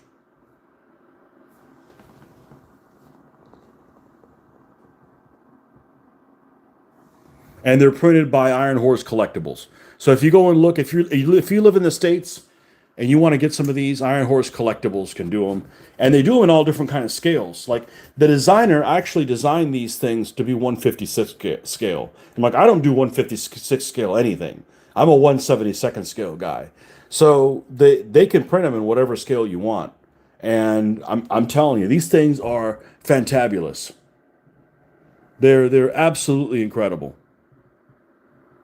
Let me pull another one out of here that I've completed, that just so you see some variation. This is the first one that I got from him. It's a little Panzerjäger 1. Let's see if I can pick this up left-handed and not drop it. And you can see the intricacies that are in the casting here. Okay, let's move this off to the side. This doesn't have as much contrast because it's Panzer Gray. But this is a Panzer 1 with the Czech 47 millimeter gun. And this is a Kulan miniatures as well. And there's all kinds of extra stuff on here. Like, for instance, look at this. This is 3D printed, this netting, and it stays in this shape. And it's specifically made to go bam right there. It's just incredible. It is absolutely incredible. You know, and this little guy runs for about $12. What did you use as a mesh? It's 3D printed. That's 3D printed by the same people. No, it's incredible. Like, I don't need to be doing 3D printing. There's wizards that are doing 3D printing. I'm just a painter. I'm just a painter. So, yeah, it's some pretty amazing detail on these things. But anyways, that's what we're doing. Let's flip it back over to the business end here. Yeah, by all means, ask questions. You know, I'm here to. I knew about this particular brand of miniatures for the longest time, and I'm like, anybody that prints them is always that does 3D resin printing is always in the UK or Europe, and like it's cost prohibitive shipping wise. Like I'm not, you'd have to order like $200 or $300 worth of stuff to make it worth your while. Like I don't have that big enough of a, I don't have that big of a budget. Let's see if I can zoom in a little bit more. Yeah, I don't have that kind of a budget. You know, I want to order like $100 worth of stuff at a time, and then work on that. And then when I'm done, then we'll get another $100 worth. Not just, you know, have this big commitment of like, you know, you'd order $300 worth of stuff and then just be like, oh, I don't feel like working on it anymore, and then like you're done. You know, so.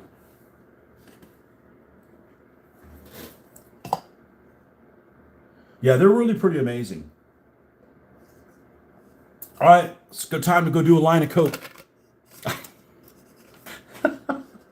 Let me go get a Coke Zero. I'll be right back.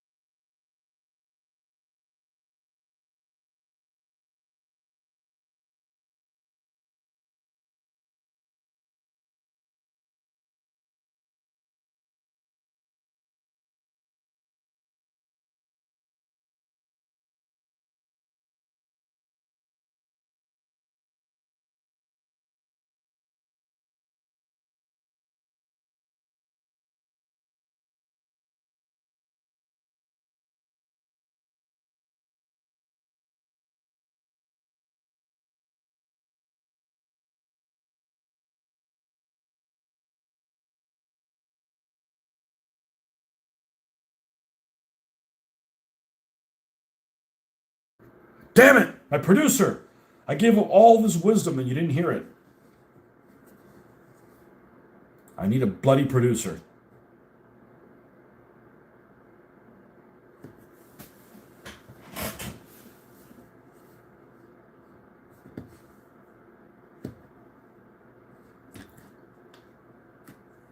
And put out an ad for a producer.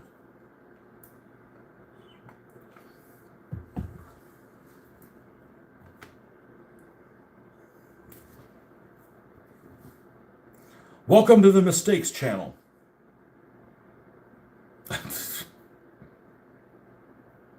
Shit happens, man.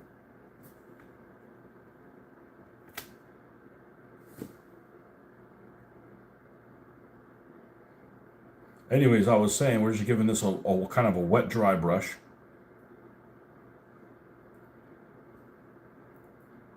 And there's people that can pull this off using grays.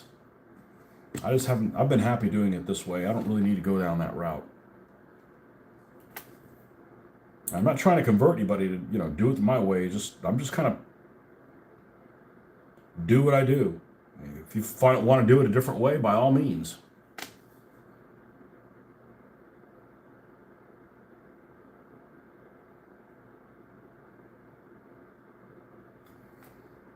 A lot of people focus on stuff that I don't really think that's that important. MIG versus AK paints. So, all paints are confusing as shit. And they're confusing as shit because of the name, what they call things, and they end up like reformulating things. So even good old Vallejo has reintroduced other colors that are different than the original ones, even though they're called the same thing. Plus the Air, then the Panzer series, and all that. It's like, you look at this thing back here. Oh, hold on a second. This is all the Vallejo colors, and then some, that they made. Because, well, why do I have them all? Well, I ended up selling all of my BattleTech things like in the early 2000s, and like my 2400 scale ships. Like, what am I going to do? Pocket that money and like eat a couple burgers and I'm done with it, or just put it back in the hobby? So I bought Vallejo paints because at that time, Vallejo paints were just coming out for me, and it was just, they had the eyedropper on them, and I liked them. Now, MIG versus AK, and I use I misname them frequently. Okay, they're actually a couple different things. I'm just going to talk about the acrylic ones. So I guess this guy, I didn't realize there was all this drama, and I may not have all the history correct, so I'm going to just kind of glance over it. But there was this guy called Mig Jimenez. I'm guessing his name is Miguel. He just goes by Mig. I'm guessing. And he used to work for AK, and there was a falling out, and then he started his own company, and he's done that a couple times. I'm not taking sides here. I don't really know what it is, but it just seems like drama's always following this guy. So, I don't know. But anyways, so right now there's basically two different products in the acrylics. Okay, you've got, and I'll just show you the paint sets. You got the MIG, and it's backwards. Sorry, there's nothing I can do about it. You can't, actually what I'm doing is, you got the MIG paint sets. These are all acrylic, and you've got the AK ones. MIG/ammo, and these. And Vallejo makes some, but I don't have any of the Vallejo sets. So these, in my opinion, these you can use right out of, you don't have to thin them at all. You can use them right to airbrush. Now, both of them will say for airbrushing or for hand painting. Okay? These you can use right out of the bottle. You don't have to thin them. In my opinion, you don't have to thin them at all airbrushing. If you go and hand paint with them or dry brush with them afterwards, they're watery as hell. These are almost like Vallejo paints in that they're almost even a little bit more paste-like than Vallejo paints. You got to thin them for airbrushing, but they paint just fine. Now, I don't have either one of these two in any mass quantities other than in these paint sets that I bought for vehicles. So like all of my like paints for soldiers, they're all Vallejo, and I have a few Army Painter because that's readily available here.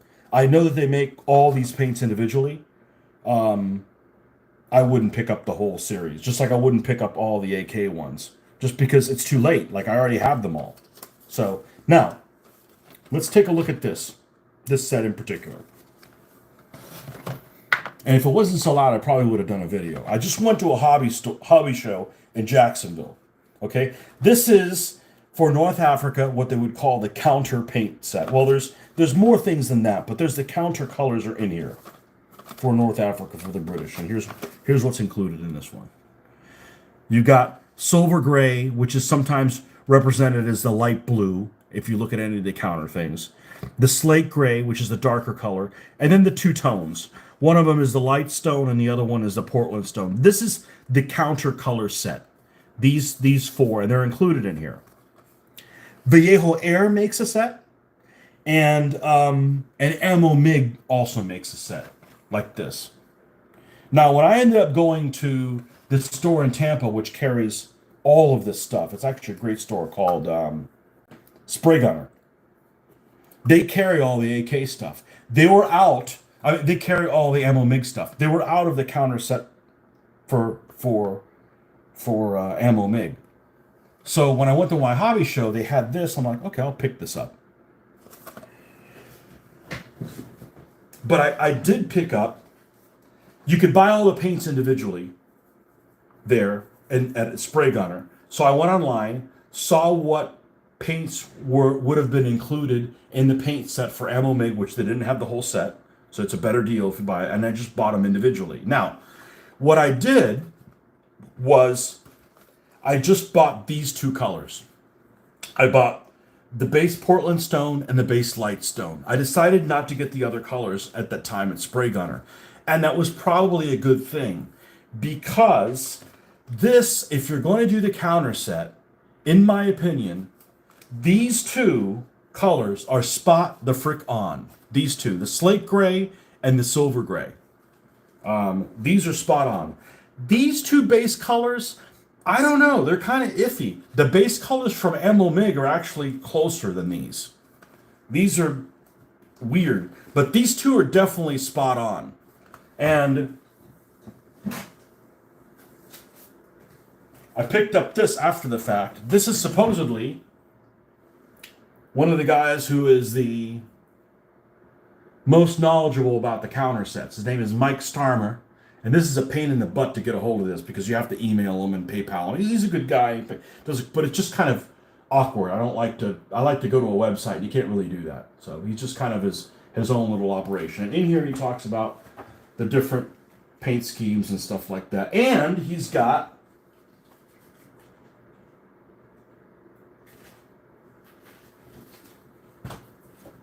the color swatches with actual color.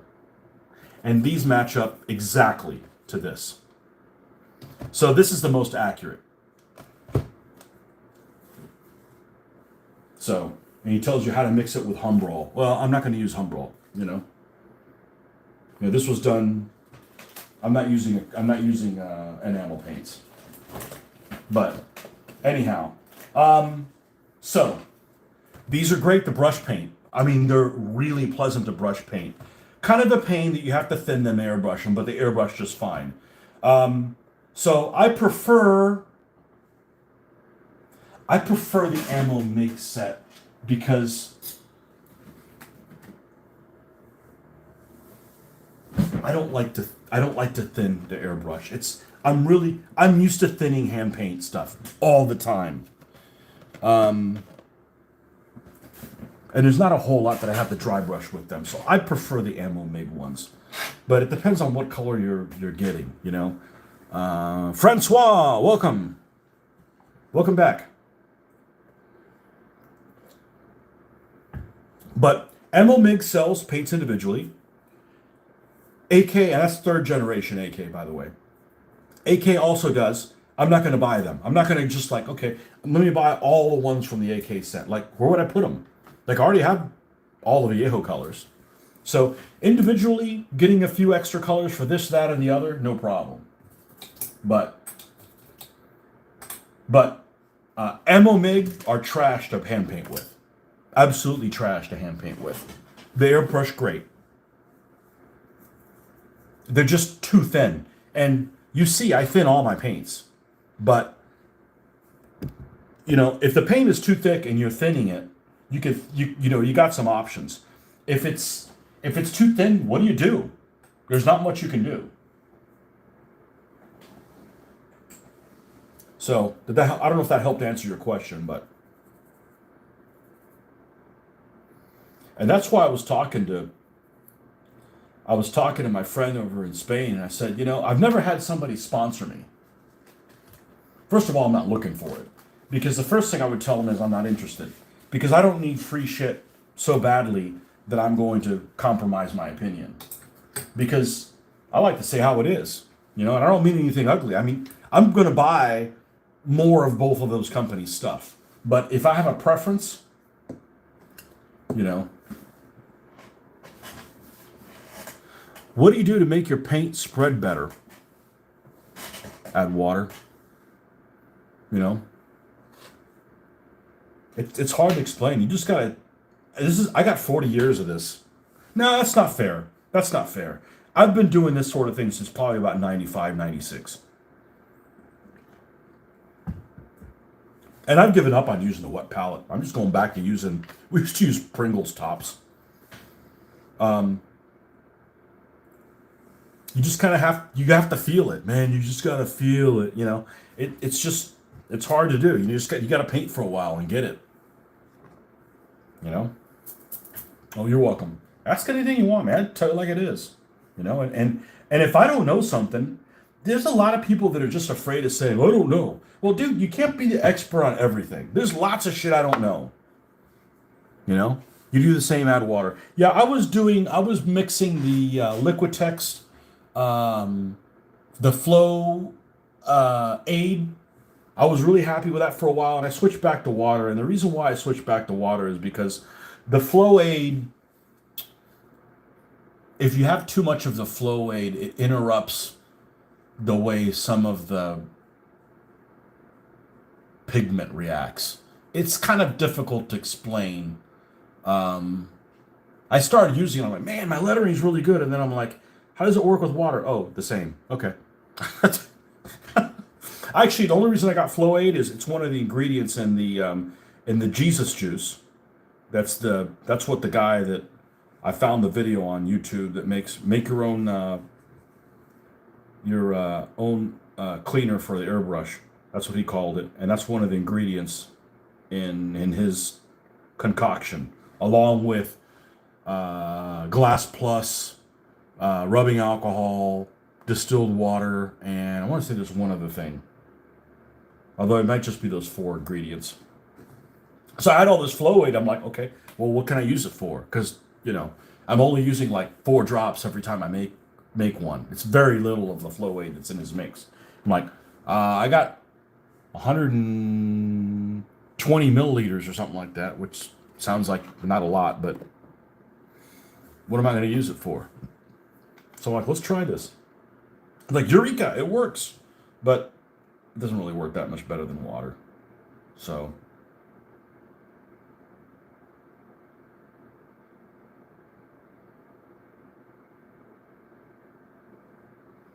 but I don't know if you've noticed any of my airbrushing videos. I've been pretty successful every time I pull the airbrush out. I don't really have any major issues anymore. I end up consistently putting it away in a format that when I pull it back out, it works perfectly. I'm not having any jam sessions. I may not be the best airbrusher, but I'm in the groove of getting it to not have to have a fight every time I pull it out. Because if you use an airbrush, and every time you use the airbrush, you have to fight with it, that's not a pleasurable experience. It's supposed to be a helpful tool, not like another problem. So these people that go, and there's a group that I subscribe to on Facebook called something like Airbrushing Tips for Beginners.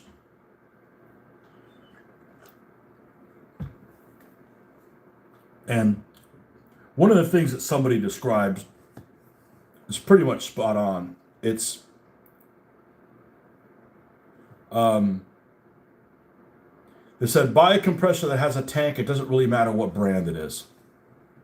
But don't buy a POS airbrush, because the problem with a POS airbrush, let me use a comparison with a pistol.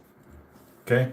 If you buy a firearm or a pistol that is a pain in the ass to take apart, you're never going to clean it properly. And because you don't clean it properly, it doesn't work properly for you. So I can see being frugal and wanting to spend $30 on an airbrush instead of, say, $150 on an airbrush. But at some point, the fights that you're going to have by saving that $120, I mean, how much frustration do you think that $120 is worth? Because I can tell you it's not worth it. I can tell you that it's not worth it. Because I've bought a cheap airbrush before, and I'd rather give up airbrushing than get into a fight every single time. Because it's like, okay, this would normally take an hour to do, now it's taking 3 hours to do, and it isn't worth it. But on this airbrush for beginners, people will say, hey, I bought this really cheap airbrush that I do something. People are like, why didn't you contact us before you bought that? That's how the shitty airbrush companies stay in business. So, yeah, your time is worth something too. So, and I understand there's middle ground. You don't want to buy a $500 airbrush. But so what I did was I had bought a cheap airbrush and it was really frustrating. I'm pretty good at painting and detail oriented stuff, and I'm just having all these problems all the time. I'm like, it can't be like this, or nobody'd be able to airbrush. So I finally okay, I'm gonna give it one more shot. I'm gonna go buy a brand I've heard good things of, Iwata. It's available at Hobby Lobby. I can try it for 30 days, obviously as long as I don't trash it, and return it if it doesn't do it for me. And, I'm going to go ahead and throw $150 at this. And I'm either not going to airbrush ever again, or this will work for me. And it worked for me. Because it wasn't like every single time I used it, I was being punished for having bought something cheap.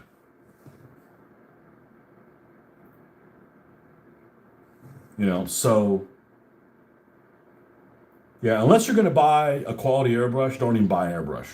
It's not worth, or unless you don't value your time at all.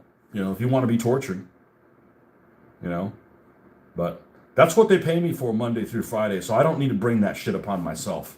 But the airbrush is tricky, and the airbrush is tricky because there's this thing called air pressure. Oh, the other thing is never buy an airbrush that's a suction airbrush, because on top of getting the paint thin correctly and cleaning it and being the right distance and holding holding the airbrush properly so too much doesn't come out and all that stuff. Now you got to work. Okay, well the suction's not working right, so just the hell with the suction. Don't buy a siphon airbrush, ever.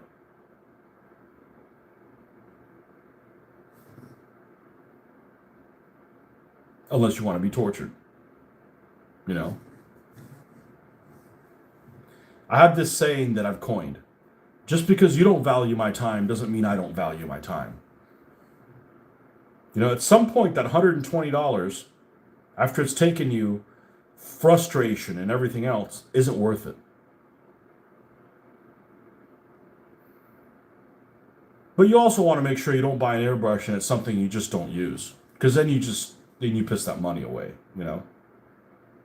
So I try to be frugal on things I can be frugal on, and some things you shouldn't be frugal on, so we spend that money on those. It's not like, well, you're just buying the best of everything. No, I'm not. But you need to kind of weigh everything So to make the best decisions with your money, you know.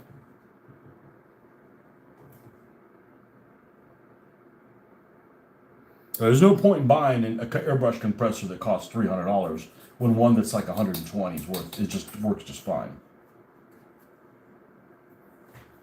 You don't care for airbrushing it. Well, I didn't either, and the only reason I do it is because I got to get away from rattle cans.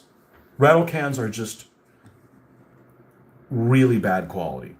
Really bad quality after Rust-Oleum bought frickin' Model Master. And Model Master kept, every year, they kept getting up more and more and more and more expensive. That little small spray can of the clear used to be $2.99. It got up to like $8 or something like that before they discontinued it. So Rust-Oleum came in, got rid of Model Master. They kept testers. Well, they kept all the shit tester stuff, right? Like the Model Master is like good.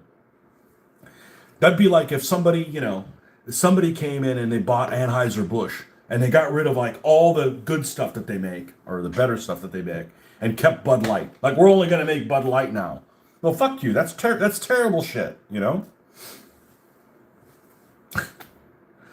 I don't know. Those testers brushes are probably worse than any swill beer.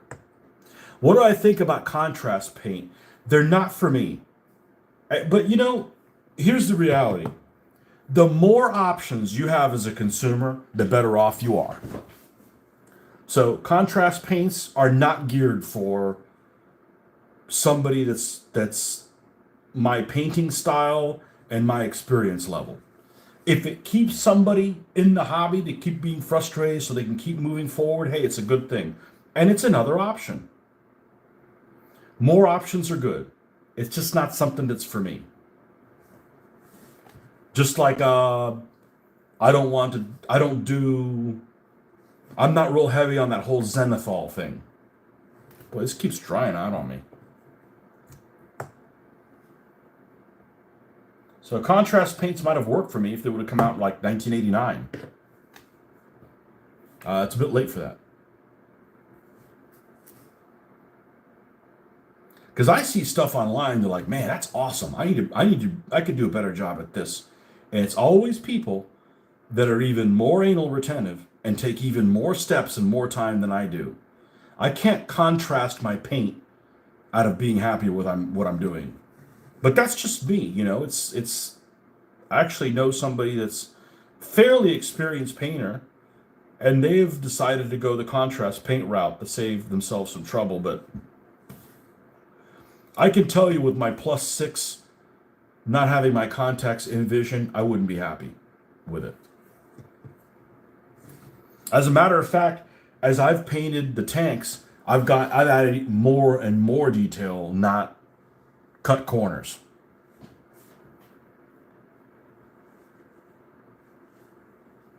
And anything you can do paint-wise to keep people from like, I'm not going to paint my figures at all kind of thing is a good thing.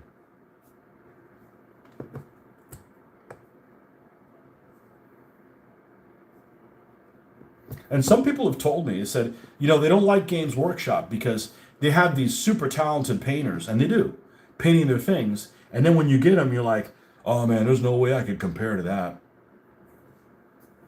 Well, yeah, you can if you want to. I could do Games Workshop level stuff. I mean, I'd probably do my own spin on it, but equivalent. But I'm to the point where I see stuff that's awesome. I'm like, all right, I'm trying to dissect. All right, they did a wash there, and they did 2 levels of dry brush. And so for me, it's a challenge, not a form of frustration.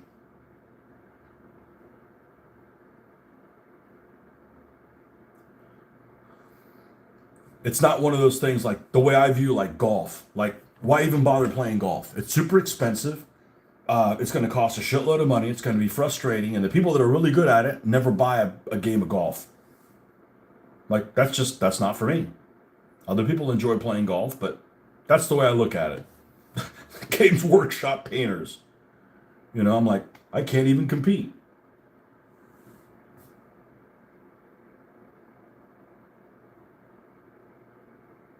Whereas what I think is actually worse is if you have a company that doesn't do a good job, has their miniatures painted and they're not painted really well. Essex Miniatures. Essex Miniatures can actually make some decent looking miniatures. They have a lot of potential. Some have weird poses, but a lot of the Essex Miniatures are all right. They paint up really well.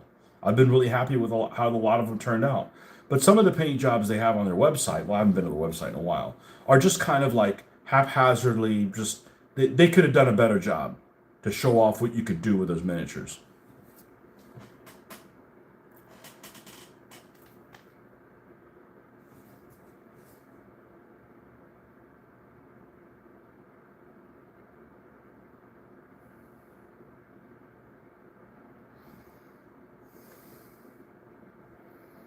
But I think the internet makes it all better. I mean, I've improved tremendously with the internet. And I hope that I've helped some people with the internet too. I mean, it's just this is that's what I'm here for.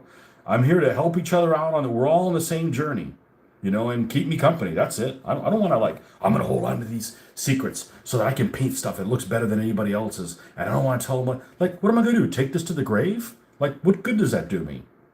You don't have to necessarily agree with how I do anything, but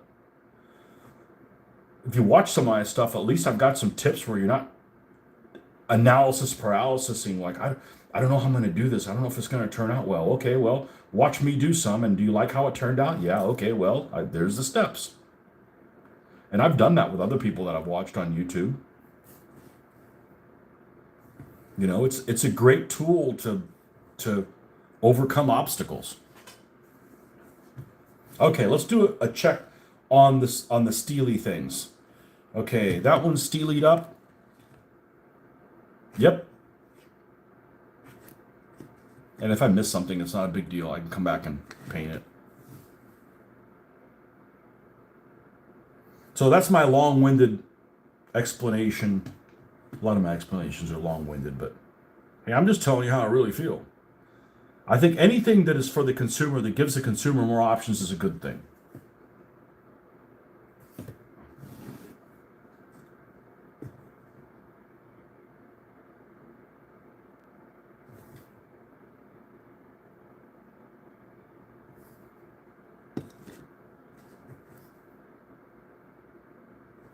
And I'm not going to change. I'm not going to prime in a light color, ever. I'm just not going to do it. I like that if I miss something, it's down in a hole somewhere, it's really, really dark and you're not going to notice it. It's a nice safety net.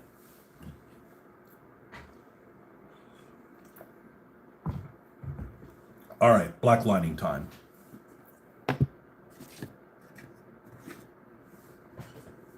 Oh, Snapdragon. I forgot to do the light, the pale sand on the inside of the track. See, no big deal. We'll just come back and see it. Don't try to achieve perfection. You're not going to get there.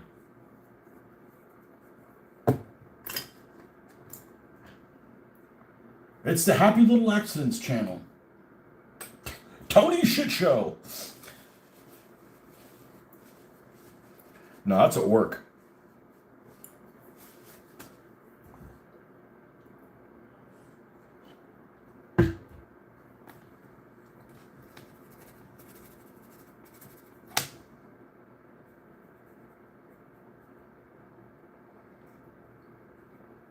Just a quick little, all right, I guess we'll go ahead and do this now kind of thing.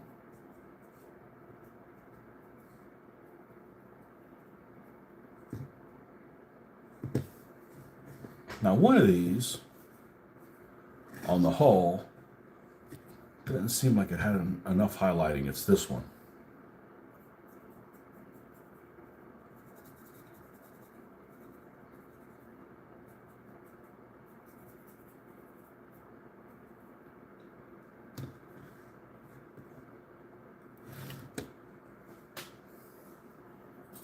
And we still have that little bag to do.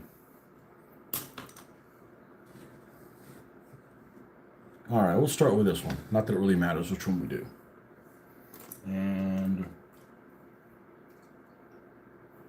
we'll use that. So contrast paint, too little, too late for me, but I'm sure there's some people that really like it.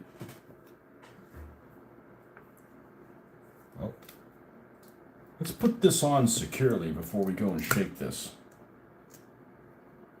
Not really sure what's going on here, but it looks like it's all cockeyed. So back here is this little nub.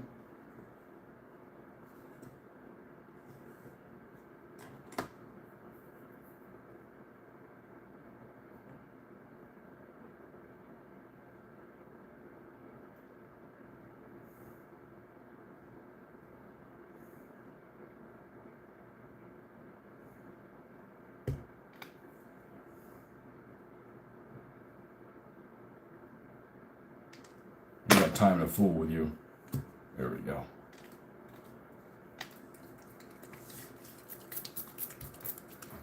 Who makes contrast paint other than Army Painter? Or I guess does Vallejo make? Vallejo actually might make contrast paint now that I think about it. All right, let's find a little spot where we're going to deposit this.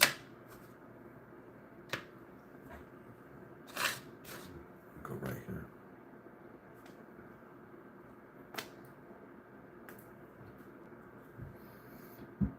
But really, why wouldn't you want the consumer to have more options?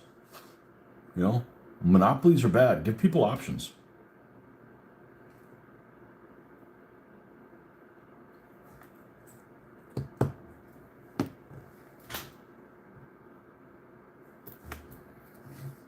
All right, let's take this turret off. You work with oil paints for engine department? I don't. No, I don't work with oil paints at all. I could. I know some people that use an oil product to do this instead. But in order to do that, I'd have to stop what I'm doing, coat the entire vehicle with a clear coat. I just add another step. And I don't know that the oils work any better. I've seen them. I had that Tamiya one, which I was disappointed it was an oil product. It smells to high heaven. And if I have one gripe about Nuln Oil is I wish it was a little darker. But the fact that it's not darker means that it's more forgiving. But no, I use the Army Painter. The washes work great for like stains and stuff. That's what's on these. I've been really happy with it. And that's good because then I'm still using Army Painter stuff. I'm not just all buying all Vallejo or all AK or, you know. I'm not a huge fan of the Army Painter paints. They behave a little bit. They remind me of the Raul Partha paint. I used to have some Raul Partha paint that was that way. Or was it Reaper? One of those two. I would use oil. I would. I don't have a problem using oil. I just don't want to stop and seal this with a gloss coat. And then flat coat over. You know, it's just like an extra step I don't feel like doing.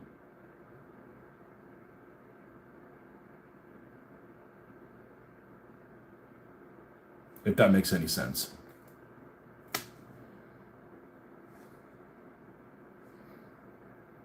It's another thing I got to worry about drying. You know, I was doing my 15 millimeter Ancients. I never had to wait for anything drying other than the primer coat and the clear coat at the end. And the clear coat at the end, you're done. Like, okay, there's nothing else to paint. So it wasn't holding up any of the process.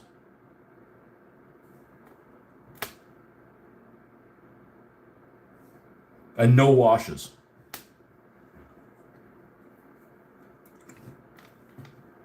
But there's some wizards that paint with the oils.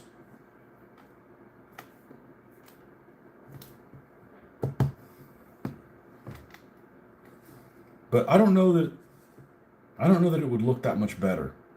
I mean, if I continue doing everything the same, I don't think it would look that much better in my style. I got my own style. And it's funny because I used to call it, I blend. Yeah, I blend here. I don't blend on the thing.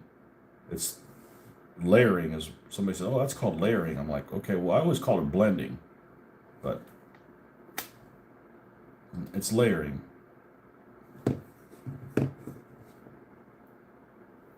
But being nearsighted, I can't make it look like ass up close because I'm seeing it.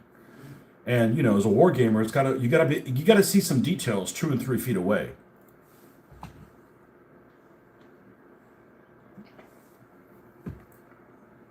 So I don't want it to look ultra realistic, and I don't want it to look hokey either.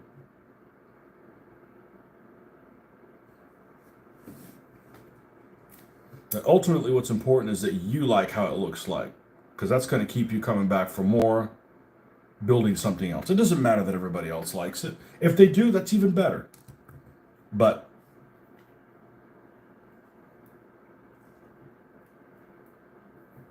the important thing is that you're happy with the results. You don't say like, fuck this hobby, I'd rather do something else.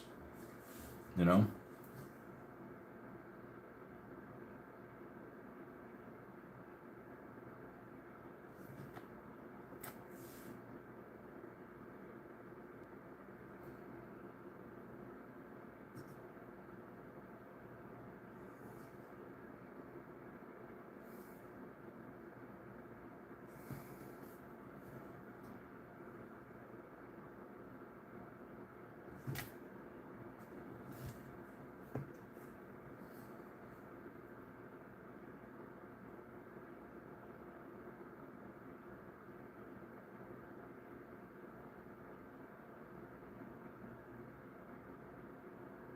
Now, what I'm going to do is, I'm probably just going to black line this one and finish this one all the way.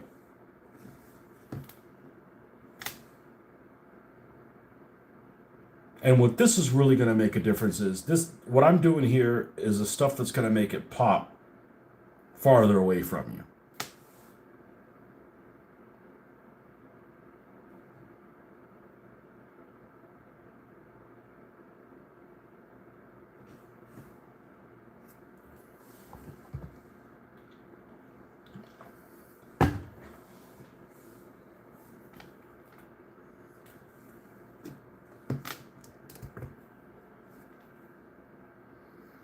And what I'm really looking forward to is later on this year, or maybe early next year, or whenever I get around to it, do some snow vehicles, which I've never done.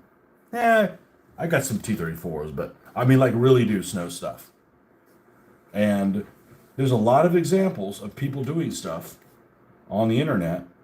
You could start, like, okay, I like the end result here, or maybe I don't like the end result, or maybe I do like it, but he puts too much rust on it, or fill in the blank.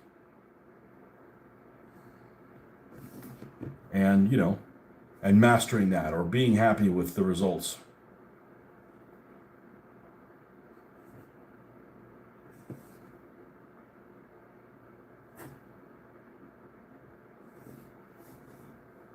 I mean, I've only been painting vehicles for a couple of years.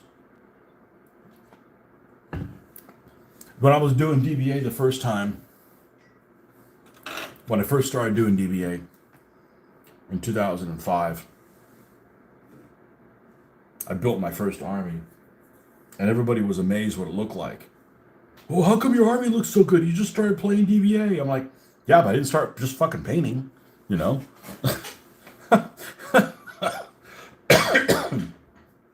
I don't know how to play this.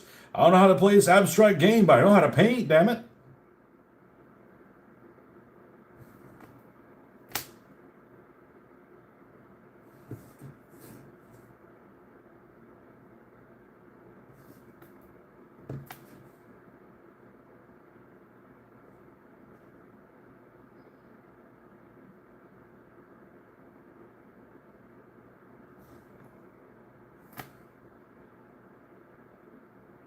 It's just funny seeing kind of the people that work on the hobby in different venues. Like, I go to the model meeting and people don't understand wargaming. I go to play a wargaming convention and people don't understand building models. It's like there's some people just like to roll dice and play games. Well, some people like to play games, don't even roll dice. They want to shuffle decks.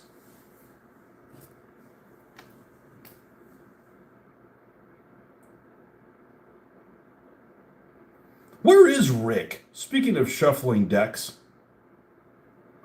where is Rick? I haven't seen Rick in a long time. Yeah, he can shuffle like nobody's business. I can't shuffle. I paint.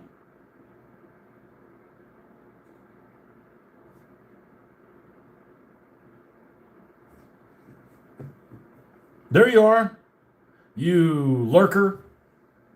I even watched a couple videos on like, okay, I'm 50 something years old and can't shuffle a deck of cards. Come on. So I watched a couple. Nope, there's no hope for me.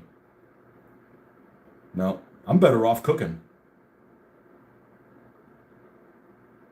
I don't know what it is about it.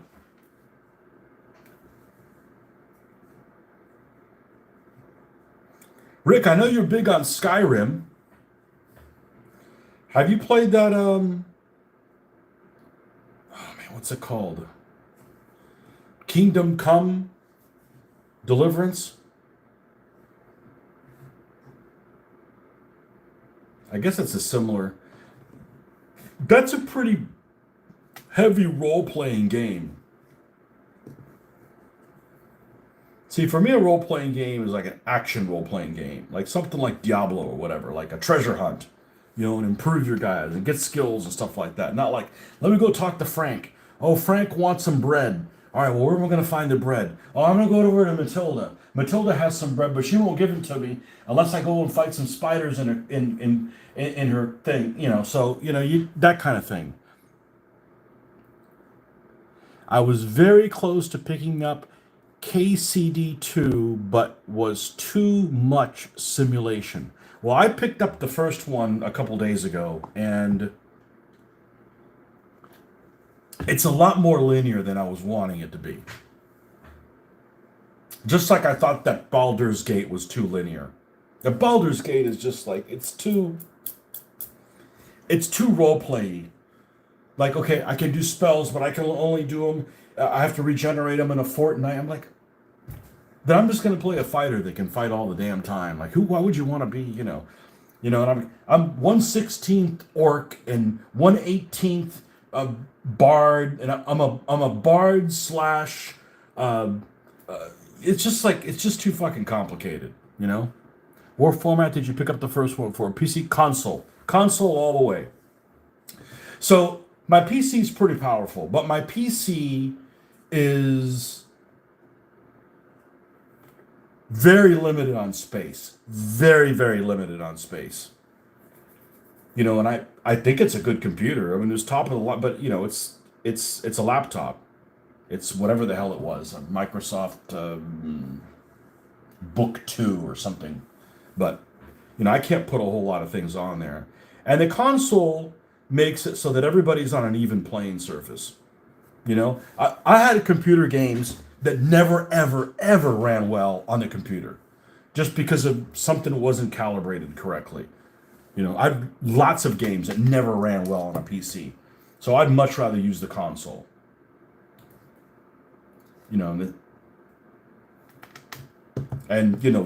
stick buttons, But man, some of the aiming in that game, it makes riding the horse, man, I could ride circles around people in Red Dead Redemption. And I can't steer that horse worth a shit,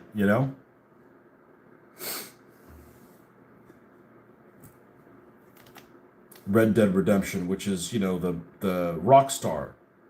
And Rockstar stuff is like not the best for calibration. It's like, I want to aim at that guy. Let me move over a little bit. Okay, I moved too far. All right. Let me move over just a tiny little bit so I can be lined up for that shot. Oh, shit, went too far again. It's just, it's quirky. Did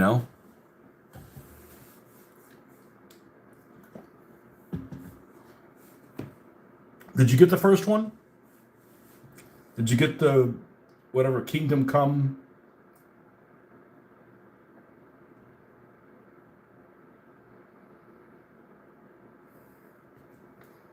And I don't like that you have limited saves. I'm like, I don't want to do like tedious things over and over again. I mean, the game it's going to take a lot of time to play the game.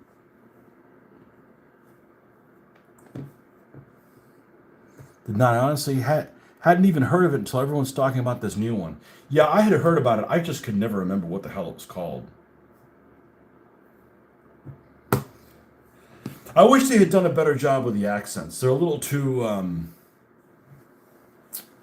Anglo-Saxon. It's supposed to be in Czechoslovakia.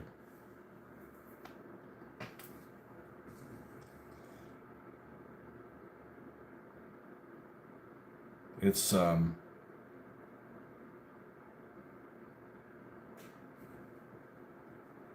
you know, and you got to eat or you get hungry, but that's the level that that's at is actually pretty manageable. It's not like it's super intense.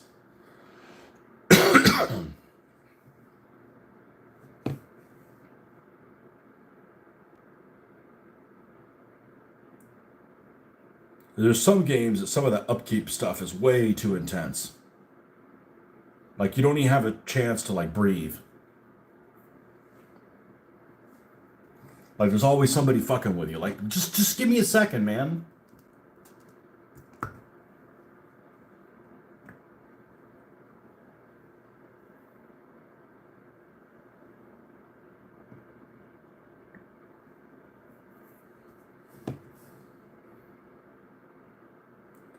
But it's like, okay, I could get the second one, which I know is going to be better. But I haven't played the first one, and you could get all the downloads that have ever been made for the first one that I've never played for $40, or I could buy the new one for like 80.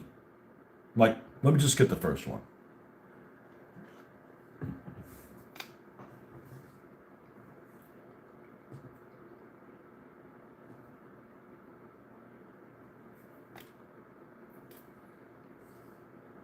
But it's definitely a role-playing game, not an action role-playing game.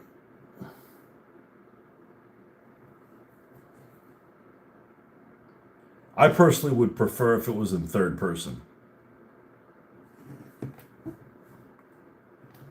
Because, you know, you get to change how you dress and stuff like that, and you'd be able to see some of that in the views instead of like, you don't even know what the hell you're wearing unless you look at your inventory screen.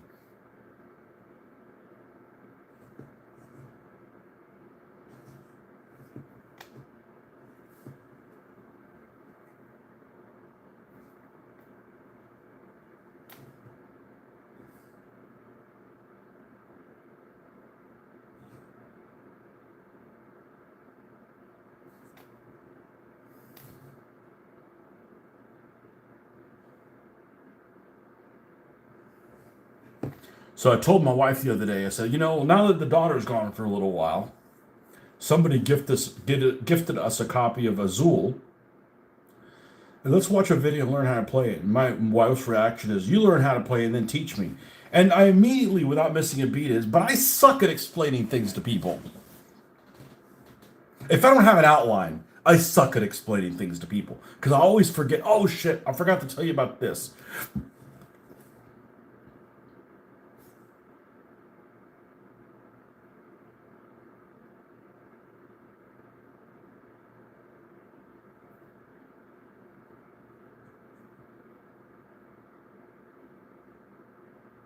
You gotta, hey, you gotta know what you're good at, and you also gotta know what you suck at, right?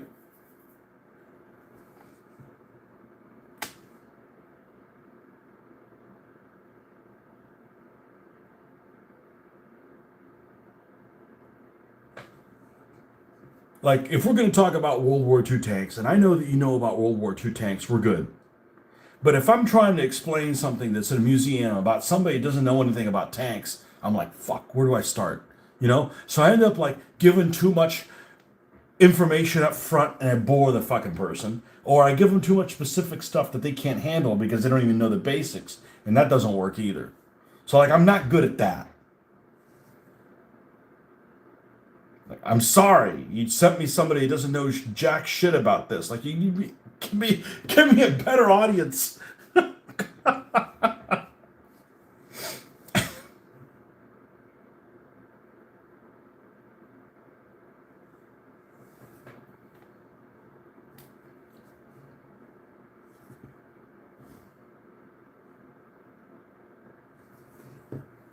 So I guess I have to find a way to play Azul. And hopefully it's not a game I hate. I've gotten a game that I hate. I remember trying to figure out how to play Villainous. Oh my God, what a pain in the. You know, trying to play that game with 5 other people that aren't gamers. It's just out of their realm. It's just out of the realm. It's one of my mom's favorites. Oh shit. She doesn't like ketchup, does she?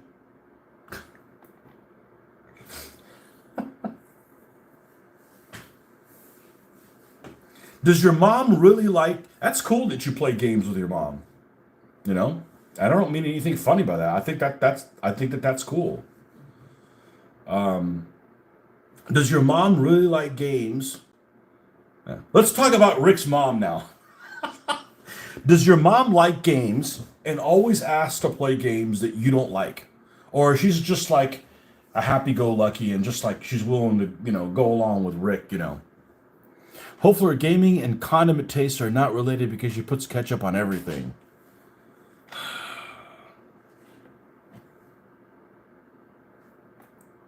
It's those Midwesterns. You don't have any taste in your food.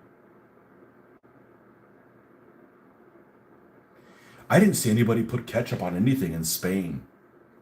I should move.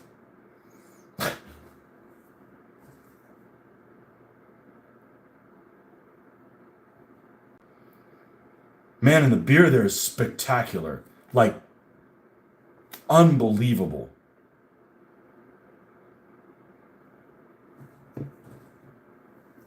She's very easygoing game-wise as long as the game isn't too complex. So, I don't do good in a game. There's a card game that my mom likes to play. I don't know what it is. I forget what it is. But one thing I can't play is a game that there's not a lot of time for. It takes a long time for your turn to come back around, and there's nothing for you to think of in the meantime. I'm bored. Like I don't want it to be too complicated, but if it's too simple, I'm gonna be surfing on my phone and be like, "Oh, is it my turn again?" You create apathy. So, what card game is this one that they freaking have? It's got this different deck. It's just a regular card game, but it has a different deck. It has like more suits. I think there's like the hearts, spades. There's the standard 4 plus they added like 2 other ones, and like that game is so freaking boring.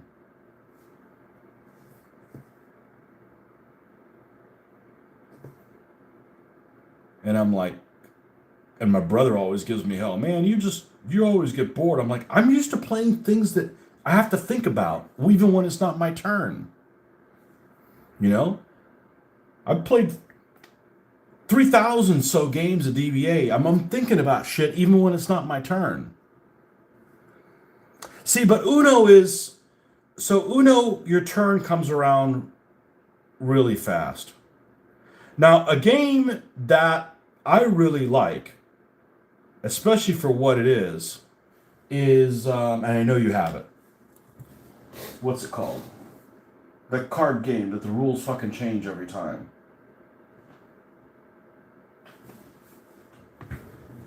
¿Cómo se llama? Flux. I think Flux is great. I remember seeing people play Flux and like, this is so complicated. No, it's not. Because you don't give a shit what the rules are when it's not your turn. You worry about the rules when your turn comes up. And it all makes sense. It's very, very like that game completely makes sense to me. I like that game. And I like the Monty Python one a lot, except there's a lot of singing and shit, and I'm not a singer. I'm much more of a dancer. Whatever the hell that means. I find no joy in singing. I can't get drunk enough to sing. I can get drunk enough to dance. Or have enough to drink to dance. Yeah, Flux is a cool game.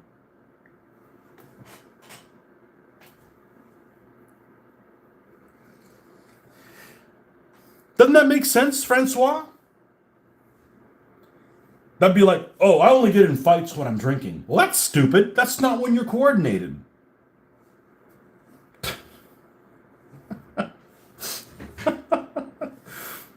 You know?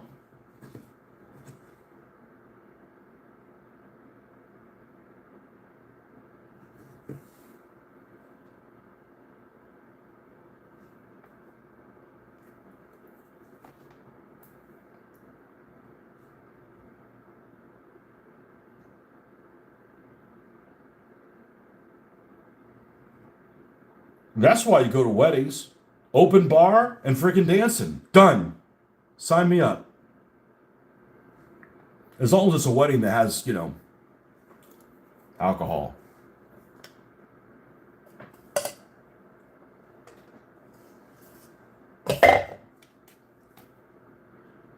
So you got to make sure all your friends are Catholic. Oh, man. I've heard of dry weddings. They're like, all we got is canned beer. No thanks. I'm not wearing a tie and drinking beer out of a can. Sorry.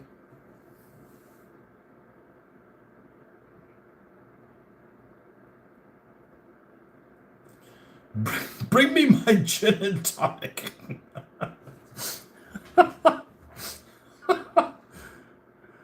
Oh, man.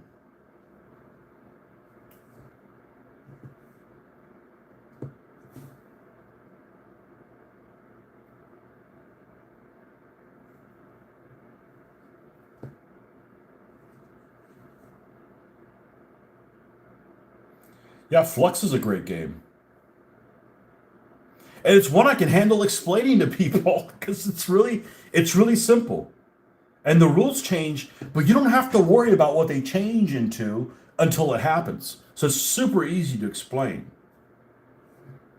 And it sounds like the game is really abstract, and it really isn't. Yeah, I really do like Flux. I really do like Flux a lot. And the other game I really, really like. I really like this game. And somebody gave this to me. This is actually not the version that I played. This is a quicker version. I really like this game. And this is no combat. I know it's backwards. There's nothing I could do about it. Empire Express. It used to be called Empire Builder. And it's basically a crayon train game. Yeah, I'm really good at this shit. Because this is what I do for a living. Not necessarily because that's what I do for a living, but I think that way. Like, all right, well, we're going to go all the way over here. Let's grab some of these things over there. So when something gets turned in and something, that kind of shit. I love those games. I used to have someone. No, I used to know someone who had several of them.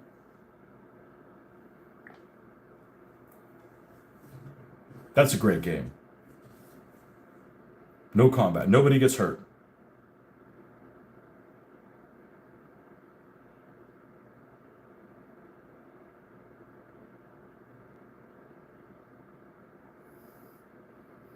But I've mentioned this before.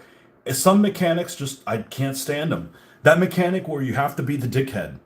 Not you have to be the dickhead, but you have to be a turncoat. And you have to be like lying to everybody the whole time. Like, that's just not me. I'm not a liar. I don't want to lie to people. You know? Somebody asks me what it is and you gotta keep your lies straight. I don't like that. You gotta pretend, oh yeah, I don't know who the hell the Cylon is either. Meanwhile, you have to, like, I don't like that shit. Like, that's not my kind of game. And I'm not a good liar either. And I like that I'm not a good liar. My wife tells me all the time, I say, man, you just can't, you tattle on yourself. I said, I know. That's what I like. That's one of the things I like about me.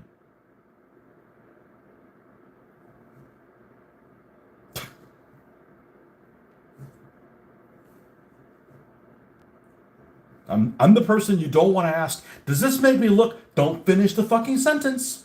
Don't finish the sentence. Does this make me? Nope. Nope. Zip. You don't want to know what I have to say. It's like a liar moment.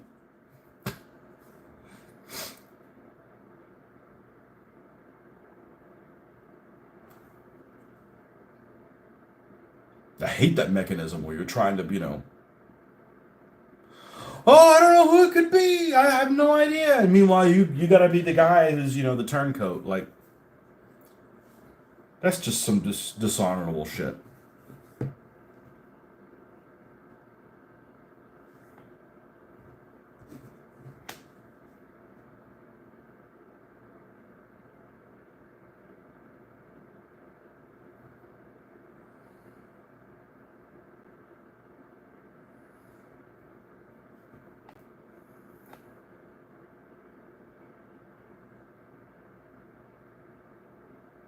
And then some people I'd play with, I wouldn't be able to play Munchkin with them because they'd like take shit too personal.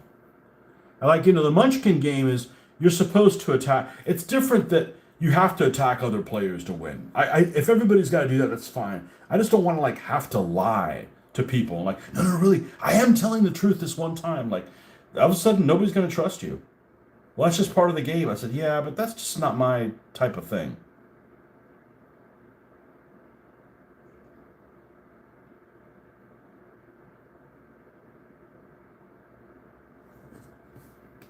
So yeah, I don't like games where it takes forever for your turn to come back around and you don't have anything to think about in the meantime. Axis and Allies, I think is a good two-player game. You start adding too many players, it's like, okay, well, let me know in a couple hours when it's my turn again.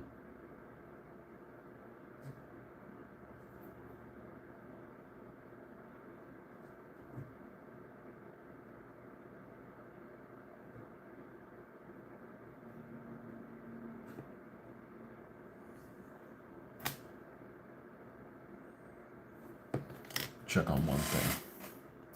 Ooh, how do I do this? How do I do this without fucking up my wife's? Don't wait up. I'm probably going to wait up. I may not be on here painting the whole time, but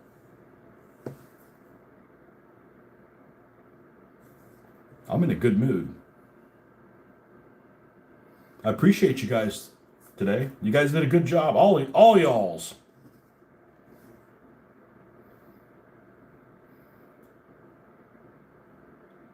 But what I was saying earlier, I don't know what causes when I go vertical,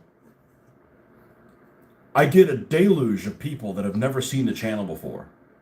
Just a deluge. Like the other day was like, all of a sudden I look up, one person following, another person following. I look up, 51. Like, what the fuck? I mean, where the hell does 51 people come from? So I don't know whether it's part of the algorithm or something where it's like, oh, you're on a mobile feed that's vertical? We're going to suggest that to everybody who's on their phone right now. And, everybody's on their phone all the time, constantly. So it gets suggested to a lot of people, which is fine, but I'd rather it be like people that are actually interested in, the hobby instead of just like random folks. Because they're probably thinking, what? Why the hell did you suggest some nerd burglar working on his freaking toys? I said, because I'm not an alcoholic like you. But I don't know what the hell happens. I don't know why that happened.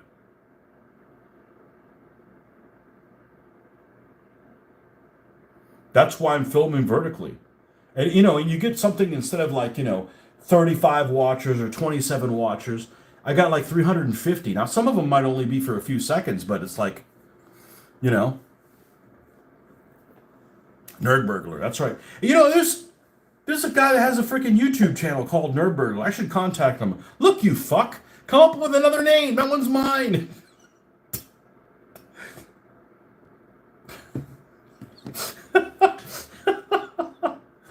All these names and you take mine. You son of a bitch.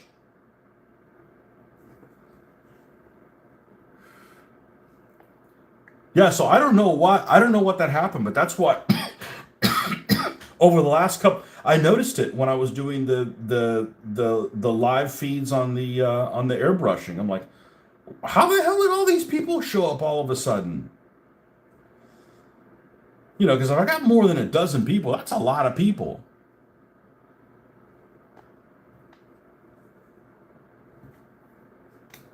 And occasionally you get some people that are like, you can tell they're kids. Like I remember back in the day when I used to play on the console and like actually listen to people on the console, there'd be some kid, and it was really annoying to be playing a mature game, and there'd be some 7-year-old kid that, would have this game and their drugged out freaking parents were using it as a babysitter, right? Well, I don't know if their parents were drugged out, but I didn't get to I didn't get to have mature games when, I didn't get to do mature stuff when I wasn't at that age.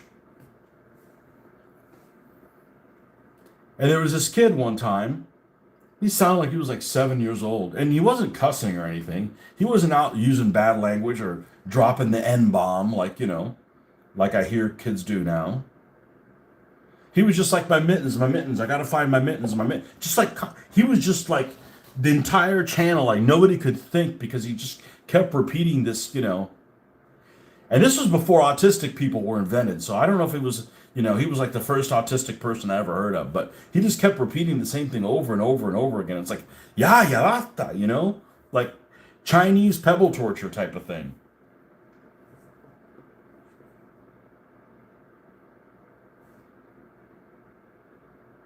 My mittens, my mittens. Like what the hell are what the hell are mittens? Like I'm from the South. Like we never had fucking mittens, man. That sounds like something a kitty cat would have in a nursery rhyme. You know exactly. I mean, yeah, it just mental masturbation. Just keep repeating something over. Like, dude, man, like chill out. Go take your helmet off and hit yourself against the wall a couple times. Hit the reset button.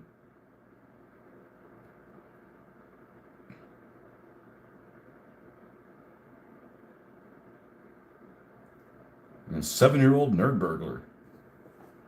Everybody does nerdy shit. But man, turn that stuff off when you get into the real world, man.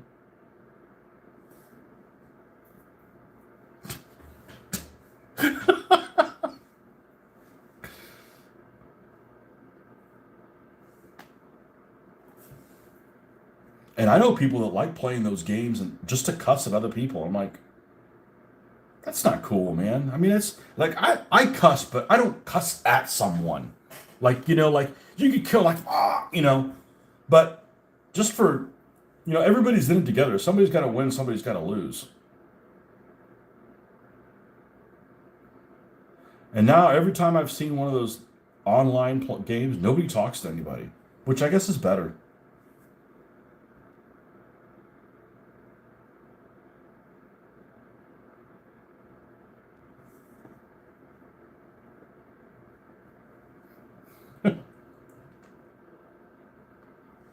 Yeah, I didn't know about autism when I was.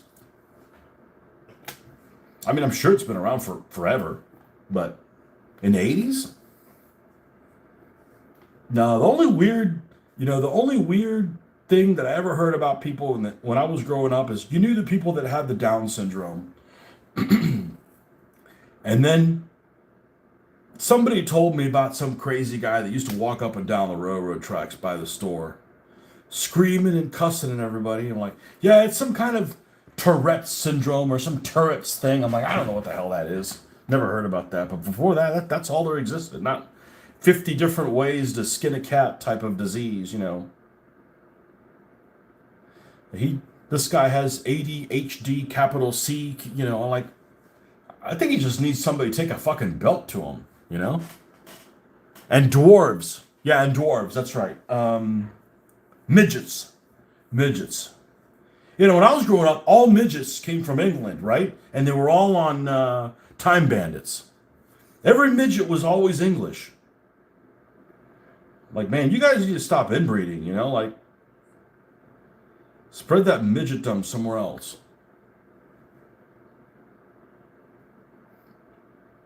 Even the dark-skinned midgets were still British.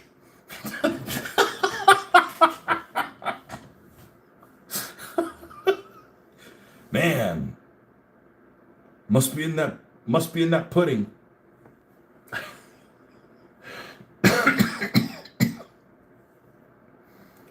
Oh man.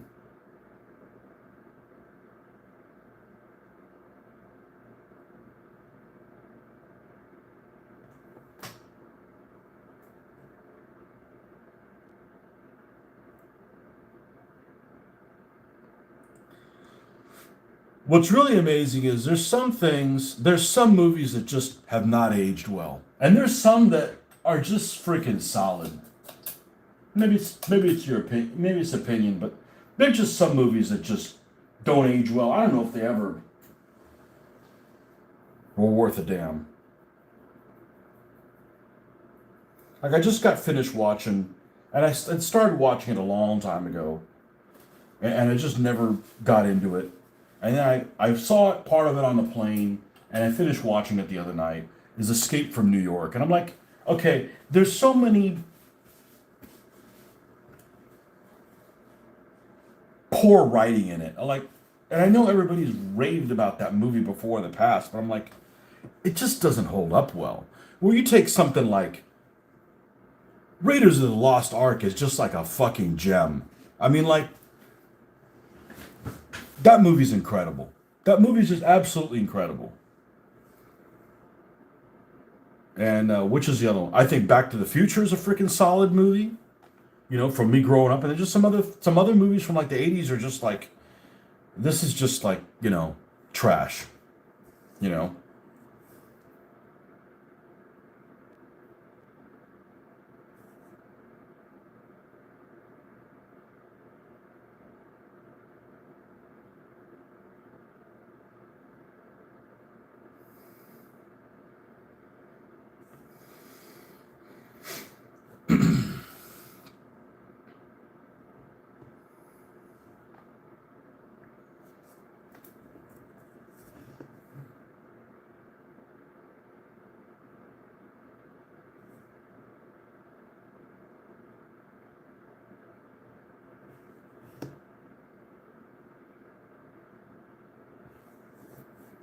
You know, when I was growing up, nobody was allergic to peanut butter. Nobody. And if they were, I think they just killed them and buried them in their backyard, and nobody found out about it. I mean, I'm sure that there were, but it was like nobody was allergic to any of that stuff, you know? I think when people stopped drinking water out of a hose, that's when it just went sideways. And I'm talking about, something that is like would cause your death. Like, I mean, I think everybody's allergic to different things. Like I'm allergic to penicillin. Like if I have penicillin, my psoriasis will break out like crazy. I won't feel bad. I'll just look like a fucking leper. Okay? And but that's the only allergy that I know that I can think of. But I'm talking about like it's not gonna fucking kill me. It just didn't exist. I mean, Francois, I'm sure when you were in school, nobody was allergic to peanut butter. Everybody ate fucking peanut butter. Everybody drank water out of a fountain. We all rode bikes with those big banana seat things. I think that was a cure. Once you stop riding, three people on a bike with a banana seat, things just went sideways. Shellfish and bees were the only things people were allergic to. Yeah, and shellfish, you wouldn't die from shellfish, right? You would just get a little bloated. Um, My brother claims that he's allergic to shellfish, but all it does is it just gives him like itchiness in his throat, which is what used to happen to me with honeydew, and all of a sudden it stopped. It's probably some pesticide that was in frickin' honeydew, not the actual honeydew.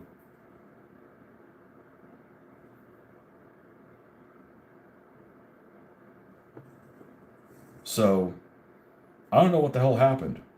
They're definitely putting shit in our food. And I'm not a conspiracy guy, but after going to Spain, like you go to a place and they give you like real fucking bread, and it's not made in some factory, on the other side of the country.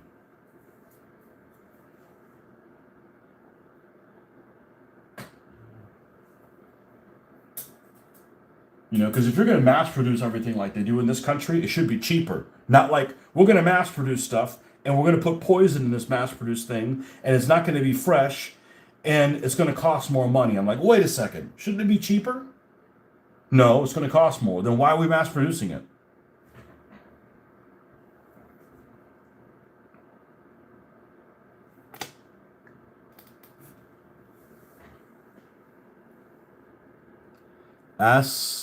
Astaphation throat swelling.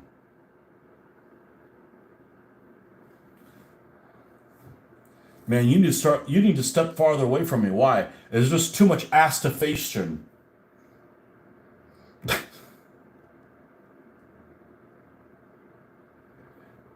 Sounds like a category of like adult movies. What movies do you want to watch? I want to see the movies that have astaphation.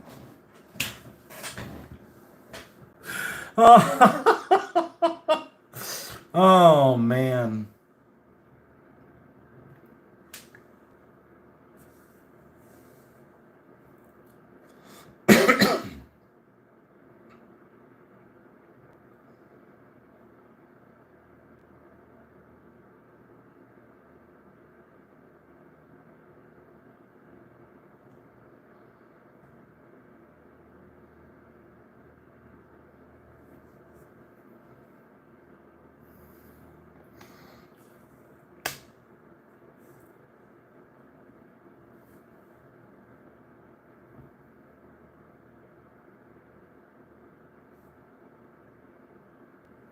How about that plane crash today, man? That plane that flipped over 180 degrees, man. And of course, there's no video of that one. Or they haven't posted it yet. Probably because it was too freaking snowy and blizzardy. And they say everybody survived that, man. They're lucky as hell. If I experience something like that, it ain't flying again. Nope. Yeah, the one today. It was a mini. I want to say it was Minneapolis to Toronto, and I guess it was very wintry conditions.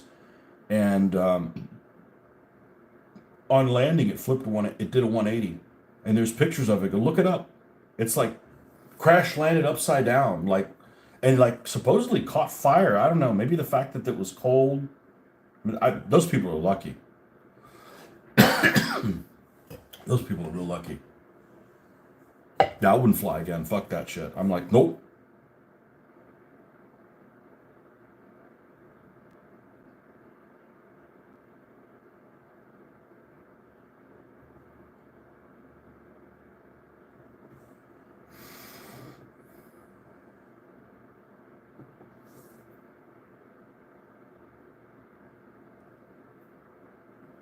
I know last time when we went to Mexico over the last summer, on 2 different flights, we encountered people that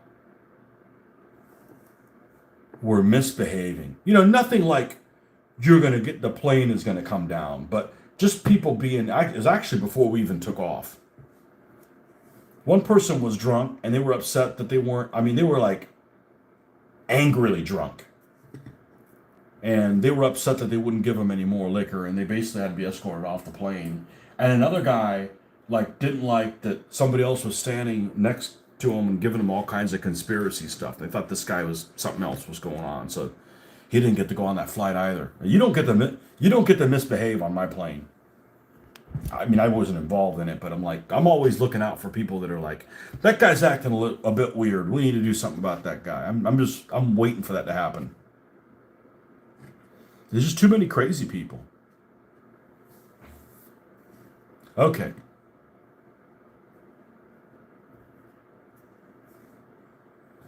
So that, I don't know how long this took. Maybe half an hour, maybe more than a half an hour. But that's the black lining done on this one. And I don't know if you can really tell that much of a difference, but let's see. Let's grab one that has a similar engine deck.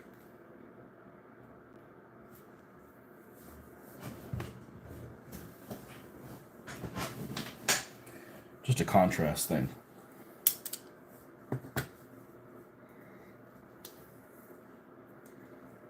There we go. Yeah. Looks pretty good. Well, I'm going to go ahead and call it a night. Shit, it's late for a work night. And I appreciate you guys hanging out with me. And we will see you guys probably tomorrow morning if you're morning people. But if not, on Wednesday evening. All right, folks. Thanks for stopping by. Appreciate you. See you later, Rick. Bye-bye.